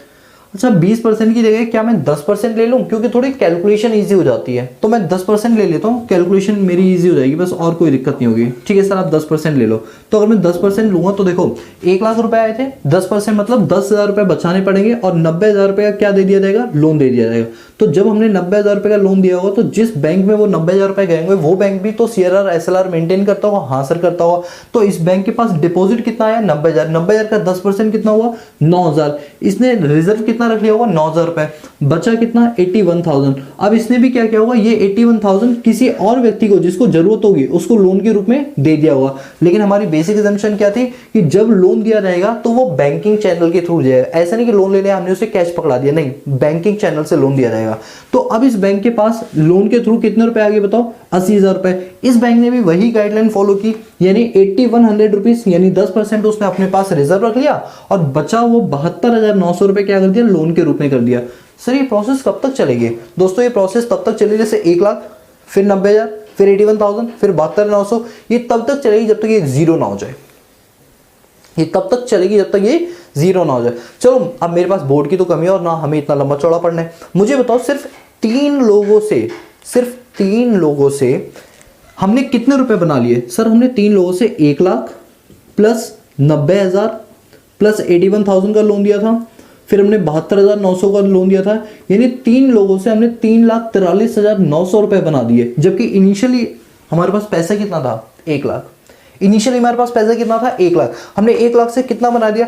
3,43,900। सिर्फ 3 लोगों से। ये देखो, एक पर्सन ये था जिसने लोन लिया, एक ये था और एक ये था। बताओ, 3 लोगों से 3,43,900 बना दिए। तो सोचो एक दिन में बैंकों के पास क्या 1 ही लाख डिपॉजिट आता होगा? नहीं सर, करोड़ों में आता होगा, और बैंकें भी हमारे पास बहुत सारी हैं। तो दोस्तों एक दिन में बैंक इनिशियल रुपयों से कितनी सारी करेंसी पर करेंसी बना देती है, मतलब एक फेक करेंसी बनाती है, और वाकई में वो सर्कुलेट इकोनॉमी में होती रहती है। और इस प्रोसेस को पैसों से पैसा बनाना कहते हैं। क्या बोलते हैं? पैसों से पैसा बनाना। और इसी को हम इकोनॉमिक्स में क्या नाम देते थे? Credit creation. Sir credit creation में क्रिएशन तो समझ आ गया, बनाना, लेकिन क्रेडिट का मतलब क्या होता है? क्रेडिट मतलब होता है उधार। एक बात बताओ, बैंक ने इस व्यक्ति से जो डिपॉजिट लिया है वो डिपॉजिट बैंक के लिए क्या एक तरह का उधारी तो है, एक लायबिलिटी तो है। हाँ सर, बात तो सही की। यानी बैंक ने दूसरे के पैसों से पैसा बना दिया, इसलिए इसका नाम होता है क्रेडिट क्रिएशन। क्या नाम होता है? Credit creation. तो कॉमर्शियल बैंक का एक फंक्शन और होता है जिसे बोलते हैं क्रेडिट क्रिएशन। यानी अगर कोई कस्टमर बैंक के पास डिपॉजिट करवाने आता है पैसे, तो उसका कुछ परसेंट पार्ट बैंक बचा लेती है, बचा वो पार्ट लोन के रूप में दे देती है। और जब लोन के रूप में देती है तो जिस व्यक्ति को लोन देती है उस व्यक्ति को हाथों में नहीं देती, उसके अकाउंट में डाल देती है। अब जब उसके खाते में पैसा आएगा तो उसके बैंक भी क्या करेगा? उसका 10% LRR मेंटेन करके बचा हुआ पार्ट फर्दर लोन दे देगा। ये प्रोसेस चलती रहती है जब तक वो पैसा जीरो ना हो जाए, जब तक वो पैसा जीरो ना हो जाए। और इसी प्रक्रिया को हम नाम देते हैं क्रेडिट क्रिएशन। उधार से लिया हुआ पैसा से पैसा बनाना, दैट इज क्रेडिट क्रिएशन। बोलो समझ आया? अगर आपको एग्जांपल समझ आ गया ना तो ये चीज बहुत ईजी है आप लोगों के लिए। पढ़वाऊं आपको? देखो पढ़ो। It is a process of money creation. ये क्या है? एक प्रोसेस है पैसों से पैसा बनाने की, जिसमें commercial bank are able to create credit. Commercial bank इस लायक है कि वो पैसा उधार ले सकता है, किससे? सरप्लस सेक्टर से। Which is for excess of initial deposit. पैसों से पैसा बना सकता है उधार लेके जो कि इनिशियल डिपॉजिट से ज्यादा है। अब इनिशियल डिपॉजिट क्या है हमारे केस में? 1 लाख, यानी सबसे पहला पैसा डिपॉजिट कितना था? 1 लाख, उससे कितना बने? 3,43,900। This process is called credit creation. बोलो इस प्रोसेस को क्या बोलते हैं? क्रेडिट क्रिएशन बोलते हैं। ठीक है, अब हमारी बेसिक एजम्पशन क्या थी आप बताओ? सर बेसिक एजम्पशन थी कि the entire commercial bank is treated as a single unit. अब एक बात बताओ, ये 3 बैंकें थी, हम मान के चलेंगे 3 बैंकें हमारे लिए 3 बैंकें हैं, अदरवाइज ये रजिस्टर्ड तो हमारी किस में है? सर रजिस्टर्ड तो बैंकिंग रेगुलेशन एक्ट 1948 के अंदर है। तो इस एक्ट के थ्रू तो ये तीनों बैंकें इसके लिए क्या है? एक है। भैया हमारे लिए अलग अलग है, पता नहीं देना बैंक, लेना bank, yes bank, UCO bank, क्या क्या है, लेकिन बैंकिंग रेगुलेशन एक्ट 1948 के तहत ये सारी बैंकिंग चैनल क्या है? उसके लिए तो एक है। भाई आपके भाई बहन आप लोगों के लिए अलग है कि एक भाई वो एक बहन वो है, लेकिन मम्मी पापा के लिए तो एक ही यूनिट है ना पूरी, समझो। इसी तरीके से हम मान के चलते कितनी भी बैंक हो वो सभी क्या है? एक ही यूनिट है। वही लिखा हुआ है the entire commercial bank is treated as a single unit. बोलो क्लियर है? दूसरी असम्पशन है all receipt and payment are routed through bank. जितनी भी पेमेंट या रिसीट यानी पैसा आएगा वो बैंकिंग चैनल से आएगा, यानी कि यहां पर जो बैंक के पास पैसा आया वो बैंकिंग चैनल से आया। फर्दर लोन भी दिया तो बैंकिंग चैनल के थ्रू हुआ, मतलब cash transaction are not allowed. ठीक है, बोलो बात समझ रही? तो ये 2 एग्जाम्पशन आपको याद रखनी है। हमने देखो बड़े सीक्वेंस से चीजें लिखी हैं। सबसे पहले हमने देखो डेफिनेशन लिखी, फिर हमने उसकी क्या लिखी? एजम्पशन। अब मैं ये शेड्यूल बना रहा हूं, इसकी हेडिंग आप डाल लेना शेड्यूल, हेडिंग डाल लेना शेड्यूल, या फिर आप शेड्यूल से पहले ये एग्जांपल भी नोट डाउन कर सकते हो। ठीक है, अभी ये और ये छोड़ दो, ये क्या लिखा हुआ है ऊपर नीचे, बस बीच पर फोकस करो। इतना समझ आया? ये सब समझ आ गया। अब हम इसके शेड्यूल की बात करते हैं कि भाई ये शेड्यूल क्या कहता है हमसे। देखो अब हम इस शेड्यूल के पास आते हैं। शेड्यूल को ध्यान से करना, जो मैं करा रहा हूं ना उस एग्जाम्पल को दिमाग में सेट कर लेना, कोई दिक्कत नहीं होगी। सुनो, देखो हमने सबसे पहले बताओ कितने रुपए डिपॉजिट कराए थे? सर 1 लाख रुपए डिपॉजिट कराए थे। हमारे एग्जांपल में एलआरआर कितना था? 10%। अगर हम 1 लाख रुपए में से 10% लीगल रिजर्व रेशियो मेंटेन करेंगे तो बताओ कितने रुपए मेंटेन करने पड़ेंगे? 10,000। तो हम लोन कितना दे पाएंगे? पूरे 1 लाख में से 10,000 रुपए तो हमने रिजर्व कर लिए, तो लोन कितने का दे पाएंगे? सर 90,000 रुपए का दे पाएंगे। ये कौन सा राउंड हो गया? ये हमारा फर्स्ट राउंड हो गया कि भैया फर्स्ट राउंड में हमारे पास 1 लाख रुपए डिपॉजिट है, 10,000 रुपए लीगल रिजर्व रेशियो मेंटेन कर दिया, तो लोन कितना दे पाए? 90,000 का। सेकेंड राउंड के अंदर मैंने आपको बोला था 90,000 रुपए जो आए ये बैंकिंग चैनल से आए हैं, तो अगेन ये पैसा एक तरह से एक बैंक दूसरी बैंक में क्या हो गया? डिपॉजिट हो गया। दूसरी बैंक में क्या हो गया? डिपॉजिट। उसका 10% क्या करेंगे? लीगल रिजर्व रेशियो मेंटेन करेंगे, मतलब 90,000 का 10% कितना होता है? 9,000। अब तो बैंक के पास 90,000 रुपए डिपॉजिट आए थे, गाइडलाइन बोलती है 9,000 रुपए आपको लीगल रिजर्व रेशियो मेंटेन करना है, तो लोन कितना दे पाएगा? 90,000 माइनस 9,000, यानी लोन के लिए सिर्फ कितना पैसा बचा? 81,000 रुपीज बचा। समझ आया? थर्ड राउंड में यही पैसा 81,000 जो है वो बैंक में दोबारा आ गया। यस सर आ गया।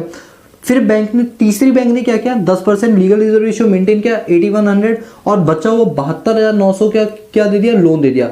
अब ये राउंड चलते रहेंगे। अब आप में से कोई मुझे बता सकता है ये कड़ी कहाँ रुकेगी? सर हाँ हम बता देंगे, ये कड़ी वहां रुकेगी जहां पर ये डिपॉजिट का अमाउंट जीरो हो जाएगा। जहां पर ये डिपॉजिट का अमाउंट क्या हो जाएगा? जीरो हो जाएगा, ये कड़ी वहां रुक जाएगी। अब मैं अगर आप लोगों से पूछूं बताओ 1 लाख रुपए से अगर एलआरआर 10% है तो कितना पैसा बना दिया होगा लोन के रूप में, यानी कितने का लोन दे दिया होगा? क्या बता सकते हैं? अगर आप इस एग्जाम्पल को सॉल्व करने के लिए आएंगे ना तो भैया आपका रजिस्टर भर जाएगा, लेकिन आप सॉल्व नहीं कर पाओगे, ये तो कंफर्म है। और सॉल्व कर भी दोगे तो भैया फिर फायदा क्या है कि आप 12th क्लास दोबारा करनी पड़ जाए आपको, समझ लो। तो इसको सॉल्व करने का एक बड़ा ही मजेदार फॉर्मूला है, जानते हो क्या? अब अभी हमें क्या निकालना है? कितना पैसा आपने क्रिएट किया, और इस कॉन्सेप्ट को बोलते हैं मनी मल्टीप्लायर। कितना पैसा आपने मल्टीप्लाई कर लिया, मतलब 1 लाख रुपए से आपने कितने रुपए मल्टीप्लाई कर लिए, that is called money multiplier. इसका फॉर्मूला क्या होता है वो सुनो, यहां पर मैं लिख देता हूं कि आपके पास मनी मल्टीप्लायर का जो फॉर्मूला होता है वो होता है 1/में LRR, यानी कि हमारे पास LRR कितना है? 10%। क्या मैं 10% को 0.10 लिख सकता हूँ? यस सर लिख सकते हो। एक पॉइंट हटाएंगे, 2 जीरो ऊपर ले रहेंगे, ये आ गया 10 टाइम्स।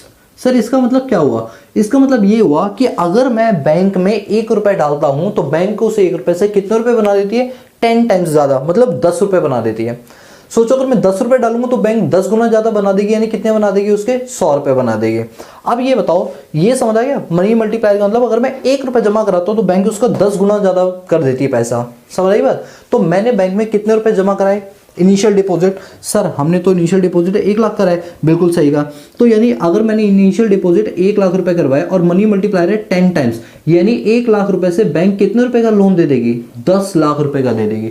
अब सोचो 1 लाख रुपए से बैंक ने 10 लाख रुपए बना दिए, यानी कि अगर ये डिपॉजिट का अमाउंट देखोगे ना तो ये फाइनल जब हम इसका टोटल करें तो 10 लाख रुपए आएगा। इसका मतलब बैंक ने 1 लाख रुपयों से 10 लाख रुपए बना दिए, और this process is called credit creation. और जो ये हमने 10 टाइम्स निकाला, ये जो 10 टाइम्स फॉर्मूला निकाला, this is called money multiplier. और मनी मल्टीप्लायर का यही बन जाता है हमारा फॉर्मूला, क्या? 1 अपॉन में LRR। क्या बन जाता है? 1 अपॉन में LRR। ठीक है, इसी को बोलते हैं मनी मल्टीप्लायर। तो वही लिखा हुआ है, the amount of money that the bank are able to create in the form of deposit with every unit of money it keep as a reserve. ये हो गया इसका डेफिनेशन। बोलो समझ आए दोस्तों? तभी कहते हैं कि अगर कभी बैंक के हड़ताल पर आ जाती है ना तो इकोनॉमी गड़बड़ा जाती है। क्यों? बिकॉज एक दिन बैंक बंद हुई तो इसका मतलब बैंक ने किसी से ना तो डिपॉजिट ले पाया और ना किसी को लोन दे पाया। तो जो वो क्रेडिट क्रिएशन की जो प्रक्रिया है वो वहीं पर थमी रह गई। समझो, एक दिन से बैंक का बहुत बड़ा लॉस होता है। ये जो सैटरडे हाफ डे होता है, संडे फुल डे होता है, बेटा इकोनॉमी हिल जाती है। इसीलिए कई फॉरेन बैंक्स हैं जहां पर बैंक 24 घंटे और 7 दिन खुली रहती है। वैसे 24 घंटे वाला कॉन्सेप्ट तो अभी नहीं स्टार्ट हुआ, होने वाला है, बट 7 दिन खुली रहती है। बट हमारे इंडिया में पता नहीं क्या सिस्टम है, सैटरडे संडे ऑफ रहता है। कुछ बैंकों में, प्राइवेट बैंकों में सैटरडे हाफ डे होता है, सेकंड और फोर्थ सैटरडे। बट चलो जो भी है, बट इसलिए बैंक का ओपन रहना बहुत जरूरी होता है। और जब इकोनॉमी के अंदर बैंक बंद हो जाते हैं किसी भी रीजन से, तो दोस्तों यही दिक्कत हो जाती है कि जो सर्कुलेशन ऑफ मनी है ना वो पूरी तरीके से रुक जाता है। क्योंकि कॉमर्शियल बैंक का सबसे बड़ा जो काम है ना वो है क्रेडिट क्रिएशन। और दोस्तों ये कोई बुकिश लैंग्वेज नहीं है, प्रैक्टिकली ही होता है। ये सब मैं जो आपको क्लास में करा रहा हूँ, आज की क्लास जो भी हमने पढ़ी है सारी प्रैक्टिकल ओरिएंटेड है। ये क्या, जो हमने डे 1 डे 2 सब जो पढ़ा वो प्रैक्टिकल ओरिएंटेड, सिर्फ बुकों में नहीं बल्कि प्रैक्टिकली भी एप्लीकेबल होता है। बात समझ आई? चलिए ठीक है सर। अब सर कंक्लूजन बता दो। अब पूरा सारांश, पूरी समरी क्या निकली? समरी ये निकली कि commercial bank lend money mainly to investor. अब कॉमर्शियल बैंक अपने पैसों को किसको उधार देती है? इन्वेस्टर्स को देती है। क्यों देती है? क्योंकि इन्वेस्टर उस इन्वेस्टमेंट से और भी ज्यादा पैसों से पैसा बनाता है। It rise in investment in the economy leads to rise in national income. और जब वो पैसों से पैसा बनाता है, इससे जो हमारी नेशनल इनकम है ना वो और भी ज्यादा बढ़ती है थ्रू क्रेडिट क्रिएशन। किसके थ्रू बढ़ती है नेशनल इनकम? क्रेडिट क्रिएशन के थ्रू बढ़ती है।